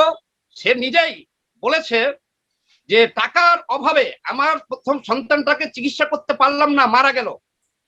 তাইলে একজন পিতা সে এতজন টাকা তাকে দিতে চাইলো, সেখানে সে বলেছে যে 1 কোটি দিতে চাইছে একজন, 50 লাখ একজন, কিন্তু টাকা না নিয়ে বিনা চিকিৎসায় ছেলেটা মারা গেল। এটা হলো উনার ভাষ্য। শেষ। 2 নম্বর, তাহলে আমি ওই মুস্তাফার খালিদের সাথে তার ওয়াইফের যে সম্পর্ক, সে এখনো উত্তরায় থাকে, চীন বাংলাদেশ এক্সপোর্ট ইম্পোর্ট ব্যবসা করে। আপনি চাইলে আমি লাইভে আনতে পারবো। আচ্ছা সামাদ ভাই ওটা গেছে, কিন্তু আপনাকে আমি সিম্পল একটা প্রশ্ন করেছেন, সেম প্রশ্ন আপনাকে আমি আবার করছি, মানে যেটা আমি মুফাসসিল ভাইকে করছিলাম, যে আপনি মনে করেন কিনা এই ধরনের ঘটনার পর যে একজন স্ত্রীর সাথে, যে হয় স্ত্রী ঘর করবে না, না হয় স্ত্রীর সাথে স্বামী ঘর করবে না, এরকম একটা ঘটনা হওয়ার কথা ছিল, কিন্তু আমি দেখছি যে স্টিল খুব সুন্দর সংসার করছে এবং বিদেশে এসছে, বিদেশেও তার ওয়াইফের সাথে সে একই ওয়াইফের সাথে ঘর সংসার তার করছে। সাথে আমার সংসার হচ্ছে কি চলছে না সেটা আমার আমার আমার ওয়াইফের সাথে ডিভোর্স হইতেই পারে, সেটা আমার ব্যাপার। না সেটাই তার সাথে ডিভোর্স আছে, আমার সুখে সংসার হইতেছে না হচ্ছে, এটা ইটস নট দ্য প্রশ্ন। হ্যাঁ। আপনি আপনার এই প্রশ্ন কেন করেন? না আমার কিন্তু ছেলেকে আমি কিন্তু মারছি, উনি সেটা হচ্ছে এটা বিষয়। স্বাভাবিক প্রশ্ন আর কি, স্বাভাবিক প্রশ্ন। আর এটাতে আমি মনে করি আল কায়দাকে সমর্থন করে, আপনি তো আব্বাসীকে সমর্থন করেন। আব্বাসী তো আল না, কায়দাকে সমর্থন করতে দুদিন আগে। মুফাসিল ভাই আমরা এটা কথা বললে নাস্তিক হয়ে গেলাম। মুফাসিল ভাই এখানে আব্বাসী সাহেবের কথা আছে। আচ্ছা সামাদ ভাই এক সেকেন্ড সামাদ ভাই আমাকে আল্লাহ রহমত বলেন, আমরা জেনে মুসলিম আর আপনি না জেনে মুসলিম। আপনি কোরআনে তো পড়েন নাই, পড়াশোনা করেন। আমি মুসলিম হওয়ারই দরকার নেই, আমি কোনো ধর্ম মানার দরকার নেই। আপনি আল্লাহকে নিয়ে যে বাজে কথা বলছেন, রাসূল সাল্লাল্লাহু আলাইহি সাল্লামকে নিয়ে যে বাজে কথা বলছেন। সামাদ ভাই আপনি একটু দয়া করে সেকেন্ড অপশন যেটা আপনি বলেছিলেন যে যে ইলিয়াস হুসাইন বলাৎকার করেছে, এই বিষয়টা একটু কাইন্ডলি বলুন। জি, একজন জঙ্গির পক্ষে সবকিছু সম্ভব। আমার কাছে দুটা ছেলে আছে, তার দ্বারা বলাৎকারের শিকার হয়েছে। আপনি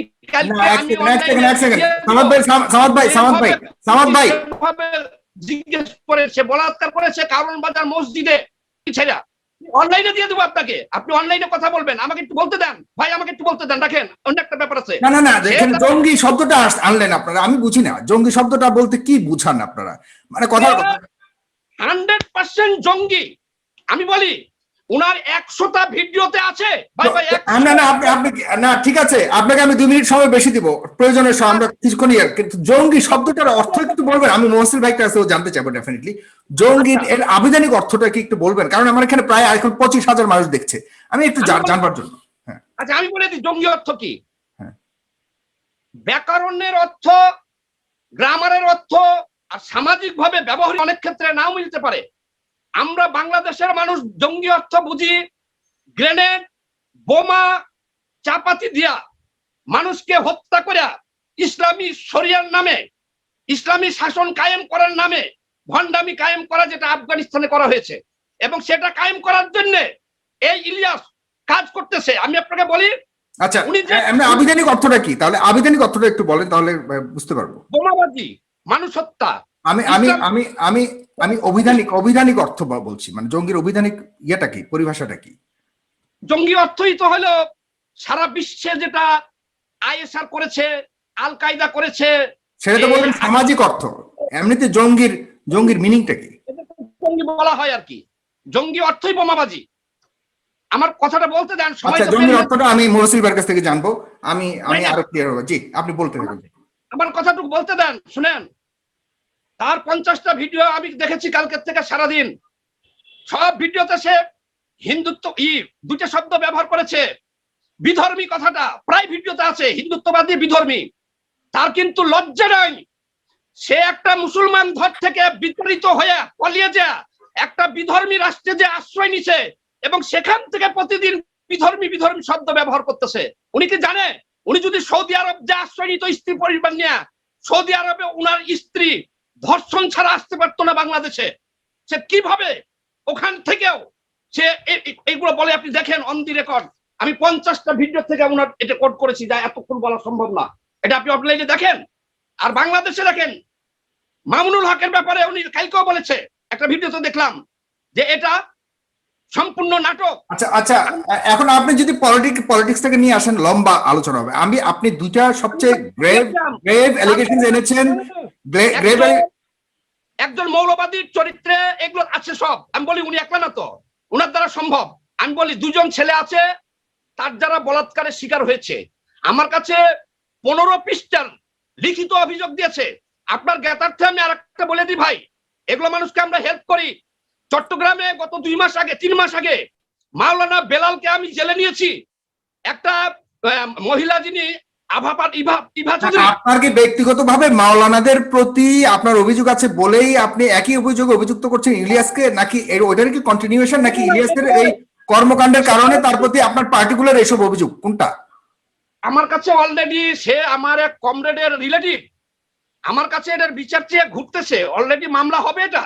জি আমি আপনাকে ইলিয়াসের বলাৎকারের যে ব্যক্তিটি আপনার শোতে এসেছিল, সেই ইয়েটা আমি দেখাচ্ছি একটু একটু সামাদ ভাই আপনার কাছে আছি আমি একটু দেখাচ্ছি দয়া করে একটু, তাহলে পরে মানুষের বুঝতে সুবিধা, কারণ আমরা ওটা আপনারা খুব সুন্দর আলোচনা করেছিলেন গতকালকে। আমি এখানে একটু দেখাচ্ছি, সরি,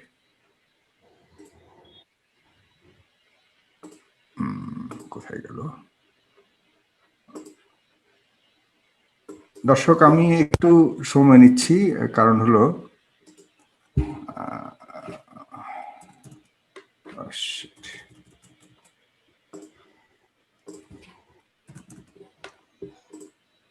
যে লোকটি নির্যাতিত হয়েছে তিনি নিজেই এসে বলেছেন যে তিনি নির্যাতিত হয়েছেন, মানে তাকে ইলিয়াস, সেখানে আবার একটা ঘটনা, মামলা হবে ওটা।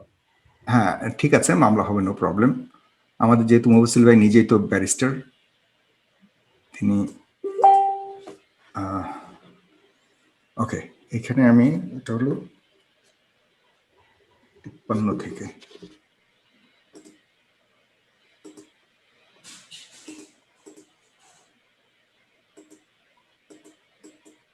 ওকে, মানে ক্ষতিকর, এটা প্রচার করে উনি গরু রচনায় আসতেছেন, ব্যাপারটা সেটাই। তো এখন সামাদ ভাই যেহেতু বলতেছেন যে ওনার মেইন টার্গেট হচ্ছে জঙ্গিবাদ, ওনার মেইন টার্গেটটা হচ্ছে জঙ্গিবাদ। জি সামাদ ভাই, আমি একটা কথা বলতে চাই ভাই, আমার কথা হলো ভাই, আমি মেইন ভাই আমি ওই ভাইকে একটু সংশোধন করে দিই ভাই। এই মামুন, এই ইলিয়াস তো তার ব্যক্তিগত জীবনী প্রচার করে না। আমাদের আজকের আলোচনার টপিকটা কিন্তু ইলিয়াসকে নিয়ে। ইলিয়াস কি করে? ইলিয়াস ওই যে মামুনুল হকের এই ভিডিও ইলিয়াস প্রচার করতেছে। এটা তো একটা কথা বলে আপনাকে, ইলিয়াস যদি বলাৎকারীও হয়, আমি তর্কের খাতিরে বলে দিচ্ছি, বলাৎকারীও হয়, সে যা প্রচার করছে সেটা কি সত্য কি মিথ্যা সেটা তো আমাদের যাচাই করা প্রয়োজন। আর সেটা করেন, কিন্তু ভাইকে একটু ভুলটা ধরিয়ে দিলাম যে মামুনুল হক প্রসঙ্গ এই জন্যই আসলো। মামুনুল হকের এই ভিডিওটা ভাই, আপনি আমায় ভুল বলতেছি না ভাই, আমি বলতেছি ভাই আপনি শুরু থেকে শেষ পর্যন্ত শুধু ইলিয়াস সম্পর্কে আজকে বললে আজকে আলোচনাটা সুন্দর হবে, প্রাণবন্ত হবে, আপনার কথাটা তথ্যবহুল হবে। ভাই প্লিজ আমি একটু বলি, শ্রোতারাও শুনে মজা পাবে এবং শ্রোতাদের কাছে আপনার কথাটা গ্রহণযোগ্য হবে। আপনাদের শুধু মূল টপিক বলেন 1 মিনিট আর বাহিরে চলে যান 10 মিনিট, এই জন্য আপনার মূল টপিক কোনটা এটা শ্রোতাদের ধরতে কিন্তু কষ্ট হয়ে যাচ্ছে। আমি এই জন্য আপনাকে একটু ইন্টারাপ্ট করে বলছি, মূল টপিক হলো 10 সেকেন্ডের ইলিয়াস আলী একটা ছেলেকে 3 বছর বলাৎকার করেছে বিভিন্ন স্থানে, এটা শেষ।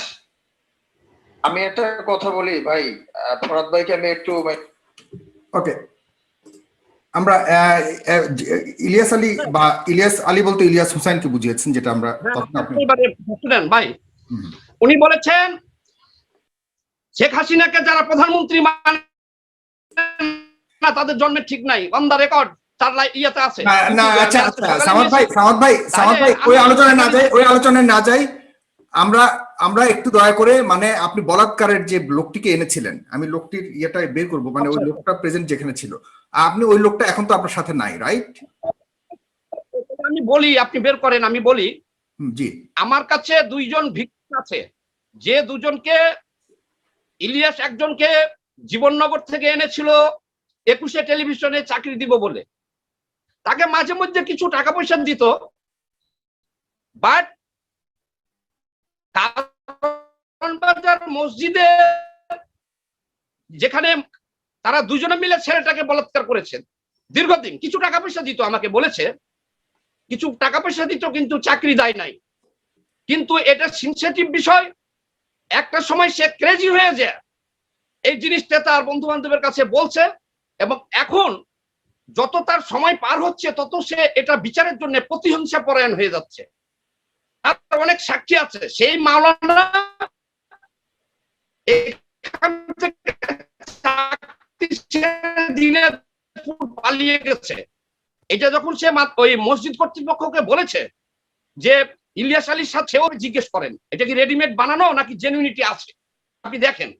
আর এটা আমাকে বলতে দেন না কেন, 4.5 বছর জেল খেটেছি, ডাইরেক্ট শুট করেছে আমাকে, বাম পায়ে গুলি খেয়েছি 1987 সালের 9 নভেম্বর ফুলছড়ি ঘাটে, অন দা রেকর্ড।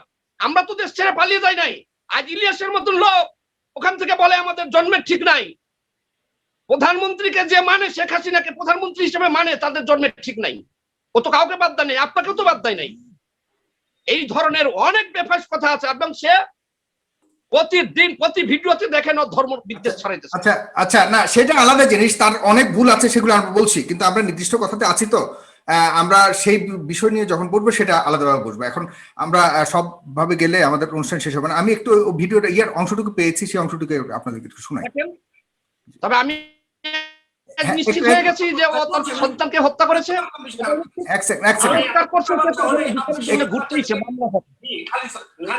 একটু শুনেন। কিন্তু আমি জানি যে কে ভালো মানুষ, ভালো মানুষকে ভালো বলবো, কিন্তু শুয়োরের বাচ্চা আমি বলবো আমি শুয়োরের বাচ্চা, আমি কুত্তার বাচ্চা, বাট তুইও কুত্তার বাচ্চা। ভালো মানুষ নাই ভাই। আব্দুল আজিজ বলেন, সামাদ ভাই যা বলছে এই কথাগুলো এখন পর্যন্ত সব সত্য।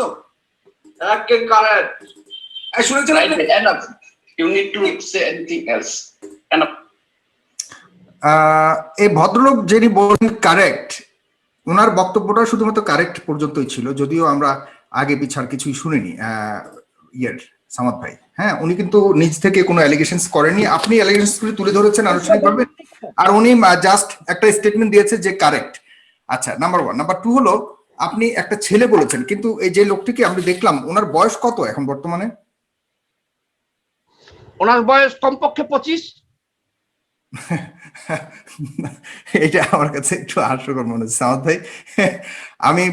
আমি তো বা মুহাসিল ভাই নিজেও বলবেন, আমি জানি না, ডেফিনেটলি হয়তো হতে পারে, কিন্তু দেখতে আমার কাছে বড় দেখেন তাকে দেখতে ঘটনা ঘটছে তো 7-8, তাকে দেখতে ন্যূনতম 50-এর ঊর্ধ্বে বয়স মনে হচ্ছে আমার কাছে। ভদ্রলোককে দেখতে জুম করে দেখেন, জুম করে দেখেছি আমি, না দেখলে তো আর বলতাম না আপনাকে, আমি জুম করে দেখেছি।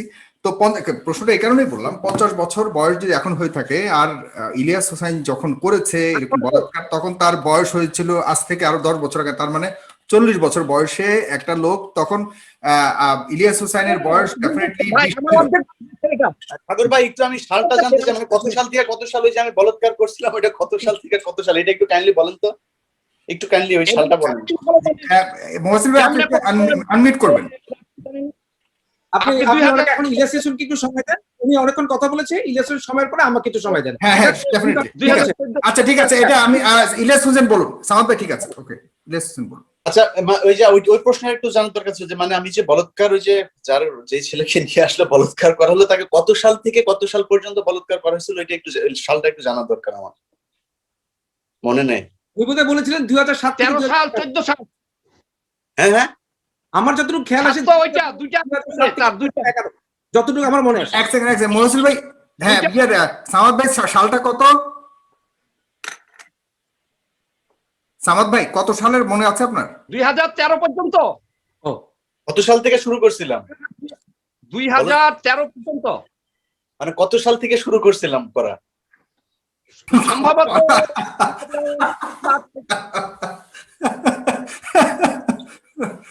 মুহাসিল ভাই হাসি থেকে আমার হাসি পেয়েছে। মাদ্রাসা কারিগর করেছে, ইডিও করেছে। আমি I am asking A question, which শাল আই বিগিন দ্যাট, আমি কোশ্চেন করছি। 2013 সাল শুরু। আপনি তো মোটামুটি লিখে রাখছেন সবকিছু, আপনার কাছে সব পৃথিবীর তথ্য সব তো আপনার কাছে আসে। তো নাই আমার কাছে, তবে আপনি ভিডিওতে বলছেন তো, আপনি কালকের ভিডিওতে বলছেন তো, মুফাসসিল ভাইয়ের সাথে বলছেন। আচ্ছা 13 সালের কি শুরু হয়েছিল নাকি শেষ হয়েছে সেটা বলুন। অন্তত শেষ হয়েছে, 13 সালে শেষ হয়েছে। আচ্ছা এক সেকেন্ড মুহাসিল ভাই এ ব্যাপারে কিছু বলছিলেন? আমি যতটুকু খেয়াল আসে সাবাদ ভাই বলেছিলেন 2007 থেকে 2011, if I am not wrong. উনি কি ঘুরে আসে কি আজকে না আগের দিন ঘুরে ছিল, একটু জিজ্ঞেস করেন তো। না ব্যক্তিগতভাবে আমি বলেছি ইলিয়াস ভাই নো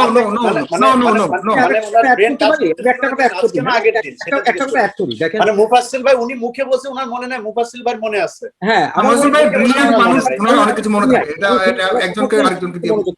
তবে একটা কথা আমি বলি এখানে উইথ ফেয়ার, আমি বয়স টয়স জানি না, মানুষ 50 বছর সেক্স পার্টনার নেয়, এটা ইম্পর্টেন্ট না, কিন্তু ওনার বয়স কোনো মতেই 40-এর নিচে না, এটা আমার মনে হয়েছে। আমি এটা তাহলে আমার কাছে আরেকটু বেশি মনে হয়েছে ভাই, কারণ আমি তো আমার কাছে 50-এর উপর মনে হয়েছে। I am being fair.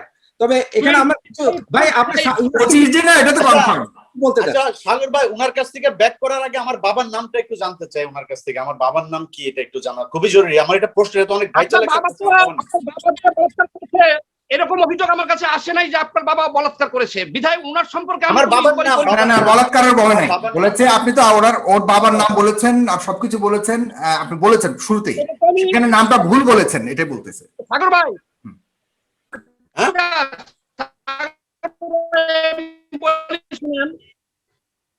এই কাজটি কাজ আমার চুয়াডাঙ্গা জেলা কমিটির সভাপতি পিয়ারুল ইসলাম মিন্টু, সেক্রেটারি কমরেড আলমগীর, ওখানে আমাদের কমিটি আছে। এখন যদি একজন লোককে ওনার বাড়িতে পাঠায়, তাহলে ওনার বাবার নামটা কি পাওয়া যাবে না? আপনি জানেন না তাহলে আপনি এটা দিয়েছে, হয়তো বাবার নাম ভুল হতে পারে, কিন্তু ওনার বাবার নাম জানেন অভিযোগ নাই। ওনাকে ইনভেস্টিগেশন এখন আসেন আমরা, ঠিক আছে, নামটা মানুষ পরে দেখা যাবে, আপনি বলাৎকারের বিষয়টাতে আসুন। আপনি চেঞ্জ করেন, আপনি ইলিয়াস হোসেনকে বলুক, আপনি আমাকে বলেন ভাই, শেষ করেন। জি জি জি, আমরা প্রায় শেষ করব। আপনি ওনাকে দেন, ইলিয়াস হোসেনকে দেন, তারপর আমি একটু রেসপন্ড করি, তারপর ইলিয়াস হোসেন ইলিয়াস বলবেন দয়া করে। সামাদ ভাই আর কিছু বলার আছে? এক সেকেন্ড, আমি একটা জি আমি একটা আহ্বান জানাচ্ছিলাম যে আমি বাইরে থাকবো, যে ছেলে দুটা ইলিয়াসের দ্বারা বলাৎকারের শিকার হয়েছে এবং ওই কারি সাহেবের, ওই দুইজনকে নিয়ে, ইলিয়াসকে নিয়ে আপনারা লাইভে বয়স সহ সবকিছু একটু জিজ্ঞাসাবাদ করেন। আমি খালি বসিয়ে দিব, আমি লাইভে থাকবো না, আমি পাশে থাকবো। আপনারা সব ভাবে চেহারা দেখা বিভিন্ন প্রশ্ন করে কয়বার কিভাবে করছে, ইলিয়াস কি লোভ দেখাইছে, এবং প্রথম দিন তাকে শোয়ায় রাখা আস্তে আস্তে আস্তে আস্তে তার এই হাত পা টিপে আহা নাউজুবিল্লাহ, আমি বলবো না। এখন আপনারা একটু লাইভ করেন, আমি খালি চ্যালেঞ্জ করলাম ভাই ভাই ভাই, আমি কালকে করেন, কালকে। আচ্ছা না সামাদ ভাই, ঠিক আছে সামাদ ভাই, কালকে তো আপনি সাথে যাকে রেখেছিলেন, এখন তার যেহেতু ভাই এটা কি আশ্চর্য, শেষ না না মনোজিল ভাই let's discuss no problem, let's discuss mutually, no problem. ওই দুজনকে নিয়ে একটা লাইভ করেন, ওই দুজনকে নিয়ে একটা লাইভ ওইটা করব পরে, কিন্তু সামাদ ভাই আপনার কাছে আমার প্রশ্ন, গতকালকে যে ব্যক্তিটি আপনার কাছে এসেছিলেন, তাকে আপনি দাবি করেছেন 25 বছরের নিচে, কিন্তু যিনি এখানে সঞ্চালক, নিয়ে আসেন তাকে, শেষ তো। আপনি কিন্তু একই যে অনুষ্ঠানটি সঞ্চালনা করেছেন, যিনি করেছেন মহসিল ভাই আমার সাথে আছেন, তিনি কিন্তু আপনার সামনে এখন দাবি করছেন 40-এর নিচে না। সুতরাং এখানে 15 বছরের একটা বিশাল ফারাক বয়স দেখতে পাচ্ছি। ইলিয়াস ভাই আপনি বলবেন দয়া করে। আচ্ছা আমি আরেকটু আজকের অনুষ্ঠান আমার মনে দর্শকরা খুব মজা পাচ্ছে, আমার বিশ্বাস আর কি। তো এই অনুষ্ঠানে কিন্তু আমি আমি খুবই নিজেকে খুব ভাগ্যবান মনে করছি যে এত উপরের লেভেলের দুজন মানুষের সাথে আমি বসতে পেরেছি, এই যোগ্যতাও আমার নাই বোধহয়। তো এটা খুবই ভালো লাগছে, কিন্তু ওনাদের সাথে আসলে বসার কখনোই আমি ইচ্ছা পোষণ করতাম অন্য কোনো ইস্যু নিয়ে, কখনোই করব না বা করার ইচ্ছাও নাই। আমি আমার কথা বলার জন্য এসে, আমি কিন্তু ওনাদের সাথে কথা বলছি না, আমি দর্শকদের সাথে কথা বলছি। আমি আজকে দর্শকদের সাথে আছি, কারণ এই দর্শকগুলো আমাকে প্রচন্ড রকমের ভালোবাসে। এদের কাছে আমার বিষয়টা পরিষ্কার করা খুব জরুরি। আমার বাংলাদেশে 3টা বাড়ি আছে, আমার প্রত্যেক বাড়ি যে বাড়ির 2007 সালের পর আমার বাংলাদেশে আর কোনো সম্পত্তি নাই। 2007 সালে আমি আমার হচ্ছে গিয়ে আপনার বাড়ি করা হয়, শেষ বাড়িটা যেটা করা হয় 2007 সালে। আমি ইউনিভার্সিটির একজন ফার্স্ট ইয়ার স্টুডেন্ট। তো প্রথম বাড়ি কোথায়? চাঁদপুরে, আমার অরিজিনাল একদম, আমার দাদা মানে আপ টু দাদার পেছনে যা আছে আমার ওইখানে আমার দাদার বাড়ি। তারপরে আমার বাবার একেবারে ছোটবেলার থেকে আমাদের জন্ম, আমাদের পড়াশোনা, আমাদের যা কিছু আছে সেখানে চুয়াডাঙ্গায় 2005 সাল পর্যন্ত। তারপরে আমরা ঢাকাতে চলে আসি। এই 3 জায়গায় আমাদের মানে আমার 3টা জায়গার মধ্যে আমার থাকা হয়েছে। সরি, চাঁদপুরে আমার কখনোই থাকা হয়নি। ঢাকা কারণ বাজার মসজিদে। এই লোকের আসলে কি সমস্যা, তার আগাগোড়া সমস্যা না ঠিক আছে, কি যেন বলছিলেন? না প্লিজ না, আপনি এটা ঠিক করে সঞ্চালন করে ওনার টাইম স্টপ করেন, তারপর আমাকে দেন, তারপর হ্যাঁ আসছি মনোজিল ভাই, আসছি আপনার কাছে। সাউন্ড ভাই কিছু করছিলেন? কালকে কিন্তু আমি ওনার কিন্তু আমাকে নিয়ে একটা উনি নথি তো আছে, ইলিয়াস ভাই ওনারা মিট করেন তো ইলিয়াস ভাই একটু যদি সাপ্লিমেন্ট করতে চাই, জি সামাদ ভাই। উনি যে টাইমের কথাটা বলতেছে আমি জানি, উনার নানা বাড়ি কিন্তু ওইখানে হাজীগঞ্জ নানা বাড়ি, কিন্তু কথা হলো যে ওখানে কিছু হয় নাই তো উনি না ওখানে কিছু হয়েছে তো দাবি করছে না, সে তার বাড়ি ঘরের কথা বলছে। আমার নানা বাড়ি যে হাজীগঞ্জ, এই কথা এই সেটা বলছি। তথ্য আপনি কই পাইলেন? আমার নানা বাড়ি হাজীগঞ্জ, এই তথ্য আপনারা কে দিল? হ্যাঁ? আপনি যেখানে আপনার বাবার বাড়ি বললেন আমরা জানি যে ওখানেই আপনার নানা বাড়ি, এটা আমরা তেমন ইনভেস্টিগেশন করি নাই। কোথায় নানা বাড়ি? আপনার নানা বাড়িটা কোথায়? আপনার নানা বাড়ি কোথায়? আমার নানা বাড়ি কি আপনারা বলবো? আমার নানা বাড়ি কই? আপনি জানেন না, এটা বললাম মিথ্যা কথা বলছেন। আমি নানা বাড়ি কই আপনারা বলবো? এটা বলার জন্য আপনার কাছে আসছি আমি। আমার নানা বাড়ি, ইলিয়াস হোসেন বলুন। আমার নানা বাড়ি আফগানিস্তানে, তো আপনার সমস্যা কি? ইলিয়াস হোসেন আফগানিস্তানে ছিল। ইলিয়াস হোসেন আর 2 মিনিট আপনার টাইম প্লিজ। ওকে, এখন এই যে দর্শক, যে দর্শকগুলি আজকের এই অনুষ্ঠানটা দেখছেন, তারা তো কার্ল মার্কসের জন্মদিন মৃত্যুদিন যে জানে না, তার মতো মার্ক্সবাদী পলিটিক্স করেন না। এদের মাথায় কিন্তু ভ্যালু আছে। আচ্ছা, ওর বেটার এই পাগলই করেন তো। না এক সেকেন্ড 50 লক্ষ টাকা বাজি ধরলাম, কার্ল মার্কসের জীবনী জন্ম থেকে মৃত্যু পর্যন্ত আপনার লগে ডেবিট হবে, আমি বই দেখবো না। আমি বলি নাই, আপনি প্রথমেই এসে বলেছেন আমাকে যে আমি কয়বার এমপি হয়েছি, কয়বার, আবার বলছেন জ্ঞানের পরিধি কতটুকু। কার্ল মার্কসের জীবনী সম্পূর্ণ বলবো, আপনি অনলাইনে আসেন, সম্পূর্ণ বলবো, বই দেখবো না। আপনি যে বললেন দুইটা জিনিস আপনাকে বলছি, জন্মদিন মৃত্যুদিন, আর মাত্র এই আপনি একজন মার্ক্সবাদী। এটা অপ্রাসঙ্গিক ইলিয়াস ভাই, এটা অপ্রাসঙ্গিক, এটা অপ্রাসঙ্গিক ইলিয়াস ভাই এটা অপ্রাসঙ্গিক, প্লিজ আপনি আপনার কথা বলুন। ভাই অপ্রাসঙ্গিক না, কারণ আপনি এটা বলেন না দর্শকের কাছে যে আমি জানতে হবে, দর্শকদের কার্ল মার্কসের জীবনী নিয়ে আমরা এখানে বসিনি ভাই। পাগলের কোনো জবানবন্দি হয় না আপনি পাগলও বলতে পারেন না। No I object I deny statement. No না এটা করতে পারেন না, আপনি করতে পারেন না, আপনার অপছন্দ হতে পারে, আপনি কাউকে পাগল বলতে পারেন না প্লিজ। আপনি ডিনাই করতে পারেন, আপনি অপোজ করতে পারেন। বলেন যে এই অনুষ্ঠানের এখন থেকে 1 মিনিট দর্শকদের জন্য বললাম যে ওই পাগল হইলে হ্যাঁ বলেন, না হইলে না বলেন। এটা দর্শকদের কথা শুনে আমি অনুষ্ঠান করছি না, দর্শকদের প্রতি আমার অবশ্যই সম্মান আছে, কিন্তু আমরা এখানে সবাই একাডেমিক কথা বলছি, প্লিজ আপনি আমাকে সময় দেন, মিউট করেন। ওকে গুড, এবার শেষ কথা বলি, সেটা হচ্ছে যে আমার ইয়ের ব্যাপারে। 2007 সালে আমি ইউনিভার্সিটির একজন ফার্স্ট ইয়ারের স্টুডেন্ট, 2007 সালে। কালকে উনি খাতা কলম দেখে কিন্তু কথা বলছে, মোফাজ্জল ভাই সেই কথাটা বলছে যে 2007 থেকে 11 সালে আমার 21 টিভি সাংবাদিকতার বয়স হচ্ছে 1 মাস। 11 সালের মধ্যে 11 সাল হচ্ছে 1 মাস আমার সাংবাদিক, তারপরে 21 টিভিতে আমার ইয়ে হয়েছে।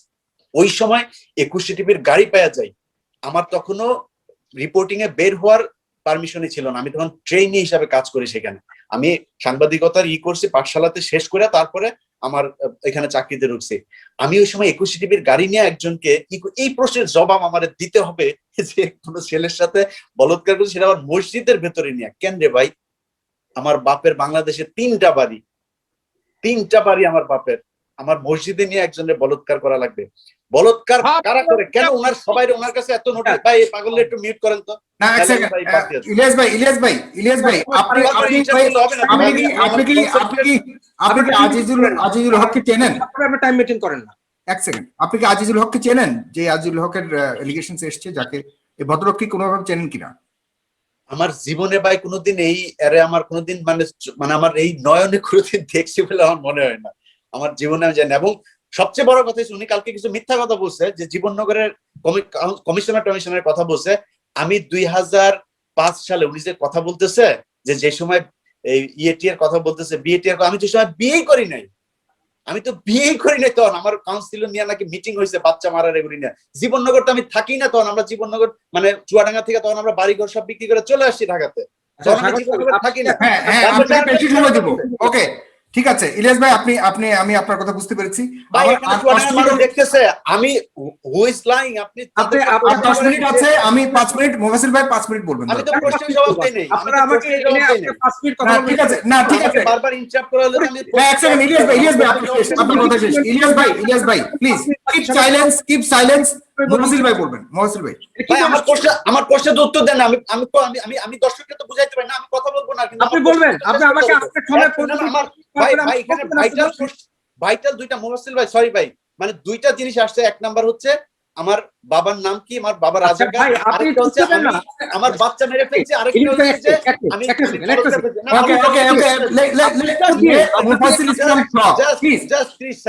জাস্ট 30 সেকেন্ড বলবো, জাস্ট 30 সেকেন্ড। আমার ওটা কারণ দর্শকরা বুঝে নাই, বুঝতে পারিনি। মুফাসসিল ভাই সরি ভাই, আপনি 30 সেকেন্ড নিয়েন পরে। কথা হচ্ছে যে সেই লোকের সাথে আমার কখনো কোনোদিন এরকম কোনো ঘটনা ঘটছে এটা জানা নাই। আমি কোনোদিন এই 2007 সালের থেকে 11 সাল পর্যন্ত 21 টিভির গাড়ি নিয়ে বাইরে বের হই নাই এই সময়ের মধ্যে। এখন আজকে আবার উনি বাড়ায় বলতেছে 13 সাল, সেটা এখন কোনটা সঠিক বলতেছে সেটা ওনাকে বলতে হবে। তবে যদি মনে করেন কথার কথা, যদি নাকি কারোর সাথে কেউ মানে এই যে বলৎকারের কথা হচ্ছে, উনি কিন্তু একটা নোট রাখছে যে এতজন এই মামুনুল হক করছে, এতজন তারপরে বাবুনগরী করছে, এতজন, এই যে বিরাট নোট আছে। কেন আছে জানেন? কারণ কমরেড কারা জানেন? কমরেডরা কিন্তু বিয়ে করে না, নর্মালি কিন্তু কমরেডরা বিয়ে করে না, ওদের মার্স ফিলোসফি যেটা ওরা যে ইয়েতেই করে, বিয়ে করে না। ওরা কি করে তাহলে? যদি মেয়েরে কেউ বিয়ে না করে তাহলে ও ছেলেরে করে। আমি ইলিয়াস আমার সম্পর্কে জানেন, আমার 21 টিভিতে প্রতিদিন নারী দাঁড়ায় থাকতো, মহিলারা এসে দাঁড়ায় থাকতো প্রতিদিন আসা, ঠিক আছে? কেন দাঁড়াতে জানেন? ইলিয়াসকে এক নজর দেখার জন্য।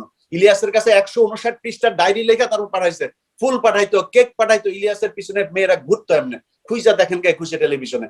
আমি পুরুষের পিছনে ঘুরি না, পুরুষের পিছনে ঘুরলে কমরেডরা ঘুরতে পারে, ওদের অভ্যাস, কারণ ওরা বিয়ে করে। ওরা কিভাবে এটাকে জন্য চাহিদা আছে, মেডিকেল সায়েন্স অনুযায়ী তার জন্য তার চাহিদা আছে, তো কোনো না কোনো ভাবে সেটা পূরণ করে, ওটা কমরেডদের কাজ। আর এই কিন্তু কম রেড না, এলো কম রেড, আর কম রেড হওয়ার যোগ্যতা না। আমি তো কমরেড চিনি। প্লিজ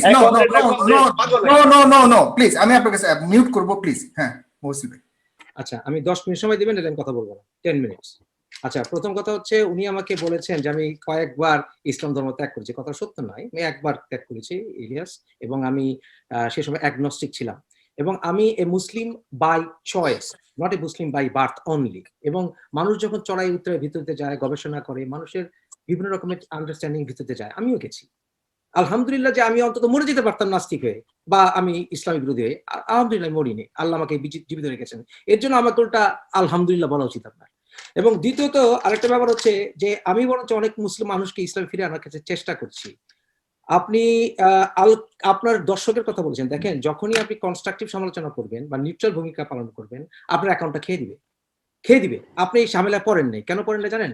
যে আপনি একতরফা একটা দলকে সেভ করে চলেছেন, এবং আপনার যে লিস্ট আছে, আপনার যে ফলো লিস্ট, এখানে 99% হচ্ছে উগ্রবাদী অথবা জামাতি অথবা ফ্যানাটিক, এটা আমার কোনো সন্দেহ নেই, এবং এটা প্রমাণটা আপনাকে আমি দিয়ে দিতে পারি, কারণ ফেসবুকের বিরুদ্ধে মামলা চলছে ইউরোপিয়ান হেডকোয়ার্টারে, আপনি জানেন। এবং আরেকটা ব্যাপার হচ্ছে যে আমার ওই ব্লুটিক অ্যাকাউন্ট ভাই বহু আগে 50 লাখ 60 লাখ বইগুলো আমার 2013-12 করে গেছে। I am not don't care for that. যখন পরিচিতি হবে 50 লাখ 60 লাখ আপনার কোন চ্যানেল ভাই? একটা চ্যানেল আমি 50 লাখ 60 লাখ ভিউ, আপনি কথা বোঝাচ্ছি, এবং সেটার মামলাটা চলছে হাইকোর্টে।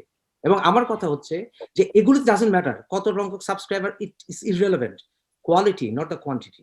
এখন আপনি যখনই আপনি একটা কাজ করেন, একটা পরীক্ষা করেন, আপনি আব্বাসীকে বলেন যে আব্বাসী যে জুতা বহন করেছে, মহসিল ভাই আপনি আমাকে আপনার সাথে আছি। আহা আশ্চর্য ব্যাপার, আমি তো আপনার সাথেই আছি। পয়েন্টগুলো বলতে দিতে হবে। রিলেভেন্ট প্রশ্ন আপনি যে প্রশ্ন করলেন, যে সে একচেটিয়া আলেমদের পক্ষে বা এই মৌলবাদীর পক্ষে কথা বলে, কিন্তু আপনি একচেটিয়া মৌলবাদীদের বিপক্ষে কেন? আমি ইসলামিকদের পক্ষেও কথা বলি। ইউ আর রং। আমি গতকাল ইন্টারন্যাশনাল ইসলামিক স্কলারদের নিয়ে আমি জুম মিটিং করেছি। ইউ আর রং।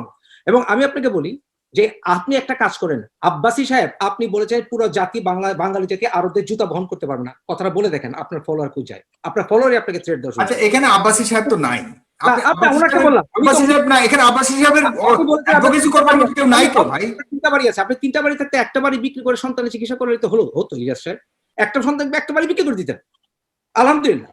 তাহলে আরেকটা ব্যাপার হচ্ছে আমি কি 6 মাসের মাথায় কেউ একজন অ্যাবর্শন হইতে হবে? ইলিয়াস ভাই প্লিজ রাখেন। ইলিয়াস ভাই আপনি কথা বলবেন না, ওনার সময় উনি কিন্তু আপনাকে একবারও ডিস্টার্ব করেন নাই। আমি কিন্তু আপনাকে ডিস্টার্ব করি না, কাউকে ডিস্টার্ব করি, সবচেয়ে ভদ্র আমি ছিলাম এখানে। এখন আসেন আপনি আরো ব্যাপার যেগুলো আপনি সেক্স এডুকেশনের ব্যাপারে আপনি বিরোধী, আপনি বাংলাদেশের ছাত্র সেক্স এডুকেশন চান না, কিন্তু আপনি যে আমেরিকায় বসে আছেন সেখানে আপনার স্টেটেই হাই স্কুলে উঠলে আপনার দুটা বাচ্চা, তো একটা বাচ্চা কিন্তু এই সেক্স এডুকেশন পড়ানো শুরু করবে, আপনি তখন কি করবেন? আপনি ইভলিউশন শিক্ষার বিরুদ্ধে। ইভলিউশন ভাই, ইভলিউশন আমার বিশ্বাসগত আমার সঙ্গে খাপ খায় না। আবার দেখি যে খুব একটা ইসলামের সঙ্গে খুব একটা সাংঘর্ষিকও না, কিন্তু জানতে পারে বাচ্চারা আপনার বাচ্চার স্কুলে ইভলিউশন পড়াবে, কিন্তু আপনি ইভলিউশনের বিরুদ্ধে পড়ার জানতেই আপনি বিরোধী। আমি এটা কোনো কারণ খুঁজে পাই না। আপনি যাদেরকে সমর্থন করেছেন তাদেরকে তারাই এখন সন্ত্রাসী হিসেবে পরিচিত। আপনি খেলাফত যারা করতে চায় তাদের পক্ষে। আপনি 13 দফা আন্দোলন করেছে যে হেফাজত, তাদের কোন দাবিটা আপনার কাছে মনে হচ্ছে আমেরিকার সঙ্গে কনস্টিটিউশনের সঙ্গে খাপ খায়? কোনটা? এখন আপনি এগুলোকে আপনি আমেরিকায় বসে বসে এই কথাগুলো করছেন। আপনি আল কায়দাকে উন্মুক্ত ভাবে সমর্থন করেছে আব্বাসি, আপনি একটা বার সাহস হবে আপনি কন্টেম করার এই ব্যাপারটা? এটা কেন জানি স্ববিরোধী হয়ে যায়। আপনি তো ইউকে থেকে আপনি সরাসরি সমালোচনা করছেন তাদের, সুতরাং আপনি যেমন করছেন সেও করছে, কিন্তু আজকে আল কায়দা জঙ্গি গোষ্ঠীকে আপনি সমর্থন করতে পারেন না। আপনি জঙ্গিও বা কিভাবে বলছেন? আল কায়দার কারণে আল কায়দা আমেরিকায় টুইন টাওয়ার ধ্বংস করেছে, আপনি সেই আল কায়দাকে সমর্থন করছেন আমেরিকায় বসে। আচ্ছা, ভালো কথা যে জঙ্গি প্রশ্নটা আমি করেছিলাম, আপনি ডেফিনেটলি জঙ্গি ডেফিনিশনটা জানেন, এই ব্যাপারে আমার কোনো সন্দেহ নেই। কিন্তু জঙ্গি শব্দটা কেন বলা হয় একটু কাইন্ডলি বলবেন? কেন বলা হয়? It depends. দেখেন, স্টেট টেররিজম আছে, স্টেট টেররিজম আছে, কিন্তু জঙ্গির আসল মিনিংটা কি? জঙ্গির আসল যে প্রচলিত সবচেয়ে গ্রহণযোগ্য মিনিং হচ্ছে যখন কোনো আনরুলড অর্গানাইজেশন বা গ্রুপ, লুজলি অ্যাসোসিয়েটেড গ্রুপস, তারা যখন সিভিলিয়ান কোনো পলিটিক্যাল পারপাসে সিভিলিয়ানদেরকে অ্যাটাক করবে, তারা হচ্ছে জঙ্গিবাদ। কিন্তু আমার কাছে মনে হয় আপনারা যেভাবে মানে এই যাদেরকে জঙ্গি বলছেন তাদেরকে জঙ্গি, আল কায়দা কি জঙ্গি না?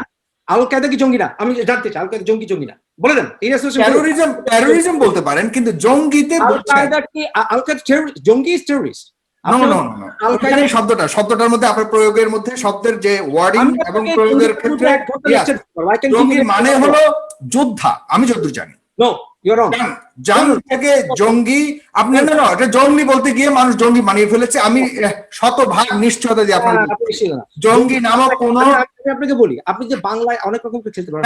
না, আপনি একজন একাডেমিক একজন পারসন, আমি আপনাকে বলছি terrorism, definition of terrorism, just make it simple. এটাকে আমার কথা, এক সেকেন্ড, আপনি শতবার বলেন, আমার একটাই কোশ্চেন, শতবার বলেন, কিন্তু ওই যাকে বলা উচিত তাকে বলা দরকার। আমি জ্ঞানের ওই সামাদ ভাইয়ের জ্ঞানের হিসাব নিয়েছেন, ওনার জ্ঞান হিসেবে নিব। আপনি কি ইসলামিক টেররিজমের পড়াশোনা করেছেন? আপনি বলেন যে আপনি আল কায়দার উপরে কোন বইটা পড়েছেন? আপনি বলেন আপনি কোরআন শরীফ পড়েছেন, আপনি বুখারী পড়েছেন, তিরমিজি পড়েছেন, নাসাই পড়েছেন, বলেন আপনি ইসলামিক হিস্ট্রি কোন বইটা, বাংলাদেশের 30 লক্ষ নিয়ে আমরা কথা বলেছেন, 30 লক্ষ, আপনি কি মিস বোসের বই পড়েছেন? আপনি বলেন আপনি বাংলাদেশ লিবারেশন ওয়ারের উপরে ইন্টারন্যাশনালি অ্যাক্লেইম কোন রচনা আপনি পড়েছেন? আপনি হিন্দুত্ববাদের সাভারকারী লেখা পড়েছেন? বলেন। আপনি ইসকনের সমালোচনা করব, ইন্টারঅ্যাকশন দেখাবো নাকি আপনার? না, আপনি করেন, আসেন, চলেন, লেটস গো, মুভ, ইন্টারঅ্যাকশন করেন, আপনি করব, আসেন। আপনার সাথে কি আপনার সাথে আমার এই বিষয় নিয়ে আজকে আলোচনা হইতেছে? না, আমাকে আনাই হয়েছে এর জন্য। আমি আমি ওনাকে বলা হয়েছে আপনি বলাৎকার করেছেন না করেছেন আমি জানবো আপনি আল কায়দা জঙ্গিকে জঙ্গি না আমার শিখানো আল কায়দাকে সমর্থন করেন তো ভাই? আপনি আল কায়দার নেতাকে সমর্থন করেন? আপনি বাংলাদেশে আল কায়দার সুতারকারী করার ক্ষমতা নাই। আপনি আল কায়দা জঙ্গি করতে মুফাসসির ভাই, আপনি করেন। You should be brought under INS.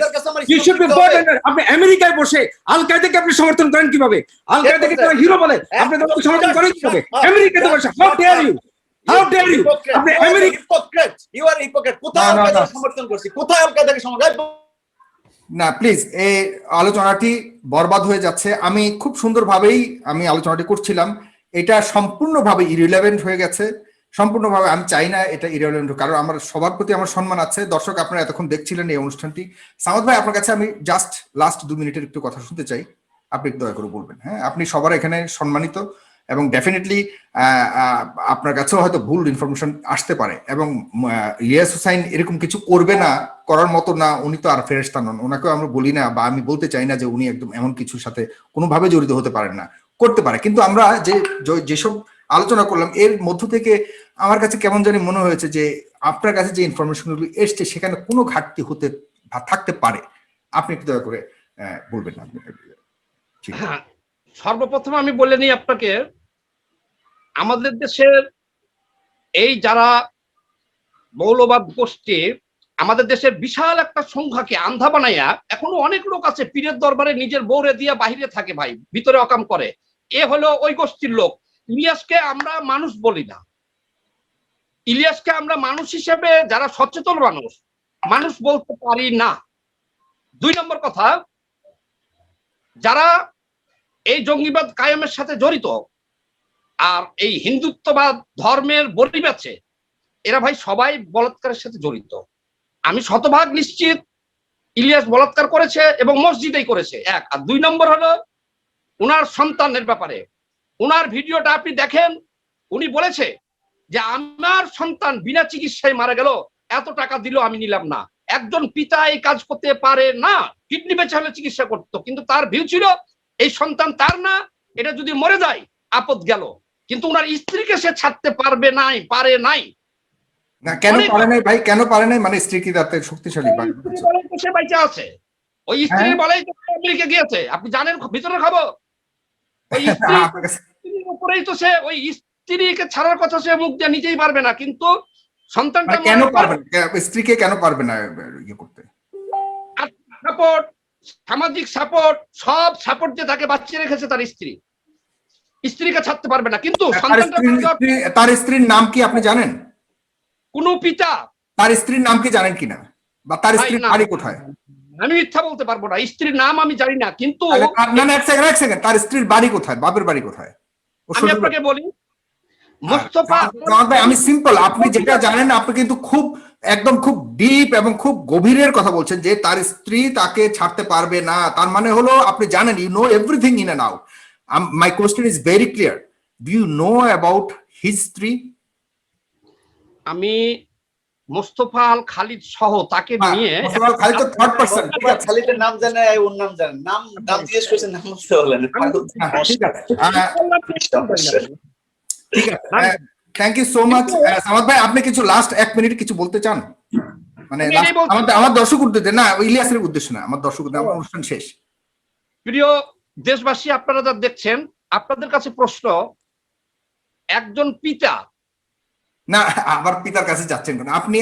আমাদের দর্শক এতক্ষণ যে ছিলেন আমার সাথে, ফেসবুক পিপল এই মুহূর্তে আপনাদেরকে 25,000 মানুষ দেখছে, ইউটিউব এবং ফেসবুক মিলিয়ে, তো অনেক মানুষ দেখছে। সুতরাং আপনাদের কাছ থেকে হাসি মুখে একটু শেষ বিদায়ের কথা শুনতে চাই। প্রিয় বন্ধুরা যারা আমাকে দেখছেন, এখন আগামীতে দেখবেন, আমাদের যে আলোচনাটা হলো, আপনারা সবাই সচেতন এবং বিচারের ভার আপনাদের উপরেই রইল, এটার বিচার আপনারাই করবেন। এখানে যারা আলোচনায় অংশগ্রহণ করলেন আমার সাথে, কেউ আমাদের ব্যক্তিগত শত্রু না। আমি সবাইকে ধন্যবাদ জানাচ্ছি, উপস্থাপক সহ। আমার বক্তব্য এখানে। জি, আচ্ছা, আমি এখানে বলাৎকার ডিফেন্ড করতে আসিনি। বলাৎকার যদি কেউ করে কনসেন্টে সেক্স করেও থাকে ভাই, আমি জানি না, যদি ইলিয়াস না আপনার আমি জানি না, আর যদি সমকামী না হয়ে থাকে এটা ওনার ব্যাপার, উপকামী হলে ওনার ব্যাপার, it is his personal matter. সমকামী হলে কি কোনো অপরাধ তো নাই। তবে ইলিয়াস হোসেন যেটা করছে সেটা হচ্ছে তার মনের অজান্তে বা যে কোনো কারণে হোক, আমাদেরকে যখন আমরা সংগ্রাম করেছি, আমাদেরকে বলতো ব্রিটিশ পাসপোর্টের জন্য, আমেরিকান পাসপোর্টের জন্য। আমি 30 বছর আগে ব্রিটিশ আমেরিকান সিটিজেন, আমি নিজে। আমার কথা হচ্ছে, আমার ছেলে 25 বছর বয়স, আমেরিকান সিটিজেন। আমি যদি উল্টা এখন বলি ইলিয়াস এগুলি করছে রাজনৈতিক আশ্রয় পাওয়ার জন্য, কারণ রাজনৈতিক আশ্রয় সেটেলমেন্ট আমেরিকা পায় নাই, কেমন লাগবে কথাটা? আমার কথা আমি যে বলবো না, আমি ইলিয়াসকে সেটা বলছি না, কিন্তু কেমন লাগবে এটা বললে, কারণ সে তো গ্রিন কার্ড হয়নি তার। সুতরাং আমার কথা হচ্ছে, এটা মানুষ বিবেক কারণ অনেক কিছু বলে, বাট আমি ইলিয়াসকে অনুরোধ করবো, যাদেরকে সে সুনাম করছে তারা সবাই প্রমাণিত জঙ্গি। কারণ 2 দিন আগে এইখানে ব্রিটেনে লাইভ টেলিকাস্টে আমি আপনার কাছে বিদায়ের কথা শুনতে যাচ্ছি, আবার লম্বা হয়ে যাবে, আল কায়দাকে সমর্থন করেছে এই আব্বাসি, যাকে সে আপলোড করে। Be careful about these people. That's all I'm going to say. Thank you very much. You had a lovely time, but I say also a hot time. Good luck. That's it. Thank you. ওকে, উনি এই মুফাসসির ভাই একটা কথা বললেন যে আমি হচ্ছে গিয়ে আপনার করছি, কি বলে, ওই যে এখানে আমেরিকাতে সেক্স এডুকেশন করায়, তারপরে এখানে আবার আমরা ওই আলাদা, যে আপনি শেষ কথা বলবেন দয়া করে। শেষ কথাই বলতেছি। তো উনি যে দেশে থাকে সেই দেশে কিন্তু আপনার এই সমকামিতা এগুলি কিন্তু চলে, বৈধ, মানে মানুষ তো একেবারে ওপেন যে যা চাই করতে পারে। উনি বলছেন সমকামিতা হলে কোনো আপত্তি নেই, মনে করে আমি কোনো কথাই বলতে চাই না। আমাদের বাংলাদেশে কেউ করে, আমি করি বা কেউ করে মনে করেন যে সমকামিতা, সমকামিতা করলে তো আপনার দেশে তো বইতে আপনি এটা নিয়ে টকশো করলেন কেন? আপনার উদ্দেশ্যটা কি? আপনার উদ্দেশ্য হচ্ছে আমাকে অ্যাটাক করা। না, উদ্দেশ্য হচ্ছে rape করেছেন আপনি। আপনি হ্যাঁ, কনসেন্টে আপনি করেছেন করেছেন। কিনা এটা উনি বলেছেন। আরেকটা কথা হচ্ছে আপনি কনসেন্ট না নিয়ে আব্বাসীকে করতে পারেন। আপনি মতামত না নিয়ে গরু হোক ছাগল হোক মানুষ হোক করতে পারেন না। যদি এটা হচ্ছে ইস্যুটা সমকামিতা না, ইস্যু হচ্ছে মতের বিনিময় করেছেন, তাকে ব্ল্যাকমেল করেছেন, এটা উনি বলেছেন। উনি বলেছেন আপনি চাকরি লোভ দেখে করেছেন, দিস ইজ রেপ। আপনি সেখানে বলছেন যে এটা আমার মতামত না, আমি ডিসক্লেমার প্রথমেই দিয়েছি। হ্যাঁ ঠিক আছে, বাস বুঝতে পারছি আপনার বিষয়টা। আপনার এই যে ইয়ের মধ্যে আলোচনার মধ্যে এই ব্যক্তিরা যে আপনাকে নিয়ে কথাগুলি বললো, আপনি ভিডিও তো আমার সব ভিডিও দেখছেন, আপনি কি করেন নাকি? এটা আবার রং। অন্যদিকে যাচ্ছে। ইলিয়াস ভাই আমি শেষ করতে চাচ্ছি। ইলিয়াস ভাই আমি শেষ করতে চাচ্ছি। আমার সাথে আপনি ইন্টারঅ্যাকশন করাইতেছেন তো, আমি করাইলে আমি কি করবো? ওনাকে আনমিউট করেন। বিশেষ করে না উনি কথা বলছেন না, উনি একদম উনি কয়েকবার ওনাকে পাগল বলেছেন। উনি কয়েকবার, তাহলে ওনাকে আমি জঙ্গি বলি কেমন লাগবে? ঠিক আছে মহসিল ভাই আপনাকে ব্যক্তিগত আক্রমণ করবো? আপনি শুনবেন? আমি শুনবেন আপনি ব্যক্তিগত আক্রমণ করবেন? না আমি শোনাবো, আমি শুনতে যাবো না। আমরা অনুষ্ঠান শেষ করতে হবে। আপনি মুখ বন্ধ করে রাখতে হবে। বলবো আপনাকে? না আপনি বলবেন, অন্যদিন সে বলবে। ডেফিনেটলি অন্য বিষয়ে যদি আলাপ করতে চায় আমি ব্যক্তিগত আক্রমণ আমরা যদি করতে চান, আপনি ব্যক্তিগত মহসিল ভাই আপনি যদি পাগল বলেছেন কেন? এখানে ব্যক্তিগত আক্রমণ দিয়ে আলোচনা শুরু হয়েছে। এখানে অ্যালিগেশন দিয়ে আসছে, এটা ব্যক্তিগত আক্রমণ না, অ্যালিগেশন দিয়ে আসছে। আপনি আনসার দিব না, আপনি বলছেন আমি আনসার দিব না। আপনি কালকে সার্টিফিকেট দিয়েছেন, আপনি বলছেন ওর সাথে আপনার এই পাগলের সাথে আমরা 35 বছর পরে। ওকে ইলিয়াস ভাই আপনি আপনি মানে আমার তো এখন তো আপনার সাথে যদি আমি যদি কথা বলতে চাই, মনে করেন আমি যদি বলি যে আমার এই মানুষটা, ইলিয়াস ভাই আমার যারা ফলোয়ার তারা তো বিশ্বাস করবে, আমার ফলোয়াররা বিশ্বাস করবে না। আপনি আপনার আমার সাথে 35 বছর ধরে তার পরিচয়, সে কখনো মিথ্যা বলতে পারে না। আপনি সার্টিফিকেট দিচ্ছেন না? আপনি কি সার্টিফিকেট দেওয়ার? এটা ওকে ঠিক আছে মানুষ দেখবে, ওটাও দেখবে। আপনি দয়া করে আপনি শেষ কথা বলেন, বিদায়ের কথা বলেন। আপনাকে গিলতে হবে, বিদায়ের কথা বলেন। আপনাকে সব গিলতে হবে। এগুলি সে যা বলছে সেগুলো আপনাকে ই করতে, আপনি কন্ডেম করতে পারেন না। জি বিদায়ের কথা বলেন। না আমি মহসিল ভাইকে মিউট করেছি, আমি মিউট করেছি। আমি আসলে কাউকে মিউট করি না, আজকে কয়েকবার মিউট করেছি। আই এম সরি, আমি কখনোই কাউকে মিউট করি না। আপনি শেষ করেন, যথেষ্ট শেষ সময় দেওয়া আছে, আপনি শেষ করেন। আপনার সাথে কথাই ছিল, আপনি 6:30। এই কারণে আমি 1.5 ঘন্টা already 7 minute over. Please Ilias ভাই আপনি শুধুমাত্র বিদায়ের কথা বলেন। বিদায়ের কথা বলবেন, আপনার দর্শকদের কাছ থেকে কোনো বিদায় নেবেন? আমি ইলিয়াস ভাইয়ের কাছে বলছি। হ্যাঁ আমাকে বলতেছেন? হ্যাঁ আচ্ছা, সেটা হচ্ছে যে এই যে ভদ্রলোক সামাদ সাহেব, না আবার আপনি সামাদ সাহেবের কথা না, আমি বলছি ওনাকে আমার শেষ মানে আমার কথা শেষ তো করতে হবে। আমি দর্শকদের উদ্দেশ্যে বলতে চাই যে দর্শক, সুপ্রিয় দর্শক মন্ডলী, আজকে আপনারা যারা এই ভিডিও দেখলেন তাদের ভাই হাসলে আপনার কথা মিথ্যা হয়ে যাবে না, অ্যালিগেশন মিথ্যা হয়ে যাবে না। আমি ব্যক্তিগতভাবে বলি, অ্যালিগেশন মিথ্যা হয়ে যাবে না। হাসিটাকে don't use your smile as a weapon. আপনি কখন কথা বলবো আমার না মহসিল ভাই তিনটা smile as a weapon to defend. Lopa খন্দকারের খোদার আপনার কাছে। আরে রাখেন, আপনার বউ আপনার সম্বন্ধে কি বলে আমেরিকায়? আমার এই শিক্ষা কিসের শিক্ষা আপনার? আপনি কিসের শিক্ষিত? ভাই আপনি আমাকে কথা বলতে দিলে তাহলে আপনি ভুগাচ্ছেন। ইলিয়াস ভাই আমি ওনাকে মিউট করেছি, আপনি বলুন। জি হ্যাঁ, এখন কথা হইছে দর্শকদের উদ্দেশ্যে বলতে চাই, দর্শক আপনাদের কার কি মনে হচ্ছে সেটা আপনারা জানেন। আমি বলেছি অনুষ্ঠানের শুরু থেকে শেষ পর্যন্ত আমার বাবার নামটা বলতে পারে নাই। তারপর আরো কিছু মানুষ দেখেছে। আপনি এখন আপনার কাছে কি মনে হয়েছে আমি জানি না। আমি ব্যক্তিগতভাবে ওনাকে আমার আধা পাগল কালকে মনে হইতেছিল, আজকে আমি সেটা দিলাম। যদি আজকের এই অনুষ্ঠানে মনে হয় যে আমি আমার ছেলেকে মেরে ফেলছি, আমি আমার হচ্ছে গিয়ে এই কার সাথে বলৎকার কি করছি, আপনার যদি মনে হয় সেটা আপনার, আমি কারোরে কোনো কিছু জোর করছি না। আজকের আলোচনায় যার যেমন হয়েছে সে সেটা করেন, কিন্তু আপনাদের কাছে আমার মানে স্বচ্ছ থাকা দরকার ছিল, সেই কারণে আমি স্বচ্ছ থাকলাম যে আমি ইলিয়াস কি সেটা আপনার জানা দরকার। যেহেতু আমি সোশ্যাল মিডিয়াতে কথা বলি, যেহেতু আমার ফ্যান ফলোয়ার আছে, যেহেতু আপনারা আমাকে বিশ্বাস করেন, আমি কারো অন্ধবিশ্বাসও চাই না। আর সবশেষে ওনাদের খুশি করার জন্য একটা কথা বলতে চাই, আমি মামুনুল হক বলেন আর আব্বাসী বলেন এদের কারোর অন্ধ ভক্ত না। আমাকে এখন যদি প্রশ্ন করেন, মামুনুল হককে নিয়ে যেটা বলছেন যে লাল বোরকা কালো বোরকাটি আমি কথা বলছি, যেটা যতদিন আসে, কারণ আমি হাসিনাকে বিশ্বাস করি না। হাসিনা একদম সত্যি কথা বললো, এটা প্রমাণ না হওয়া পর্যন্ত বিশ্বাস আমি করবো না। কারণ এর আগে অনেকের ফোন রেকর্ড মিথ্যা প্রমাণিত হয়েছে, এর আগে অনেক ঘটনা আমি বিশ্বাস করি না। এটা আমার দরকার নাই বিশ্বাস করার। কিন্তু দর্শক অবশ্যই ইউটিউব চ্যানেলটিকে সাবস্ক্রাইব করবেন এবং আমাদের পেজটিকে লাইক দিবেন, আমার সাথে থাকবেন, ফেস দ্য পিপলের সাথে থাকবেন। আমি অবশ্যই আরো কিছুদিনের মধ্যে নতুন পাগলামি করে লাভ নাই মুফাসসিল, পাগলামি করে লাভ নাই, হ্যাঁ, পাগলামি করে লাভ নাই। please, YouTube please. ব্যবসা, ইউটিউব আমি মিউট করে দিয়েছি। দর্শক ভালো থাকবেন, সুস্থ থাকবেন। এবং এই বিষয়টি নিয়ে কথা বলতে হয়েছে আজকে, সঠিক তথ্যটিকে আমি উঠিয়ে আনার চেষ্টা করেছি। আপনারা দেখেছেন কারো পক্ষে কারো বিপক্ষে কোথায় কিভাবে কি হয়েছে আমি বলতে পারবো না, তো আপনারাই অনুষ্ঠানটিকে দেখে আপনারা বুঝে নেওয়ার জন্য আমি আহ্বান জানাবো। আমার সাথে ছিলেন মহসিন ইসলাম, আব্দুল সামাদ ভাই। আব্দুল সামাদ ভাই, আপনাকে আমি প্রথম পেয়েছি আমার অনুষ্ঠানে এবং মহসিন ভাইকেও প্রথম পেয়েছি। আবারও আপনাদেরকে আমি হয়তো বিভিন্ন অন্য কোনো ইস্যুতে আপনাদেরকে আবারও পাবো আমার এই অনুষ্ঠানে। সবসময় আপনার জন্য আমি স্বাগত জানাচ্ছি, আপনাদেরকে ভবিষ্যতেও পাবো এই আশা ব্যক্ত করে আজকে এই অনুষ্ঠান শেষ করছি। দর্শক অবশ্যই ফেস দ্য পিপলের সাথে থাকবেন, ভালো থাকবেন, সুস্থ থাকবেন।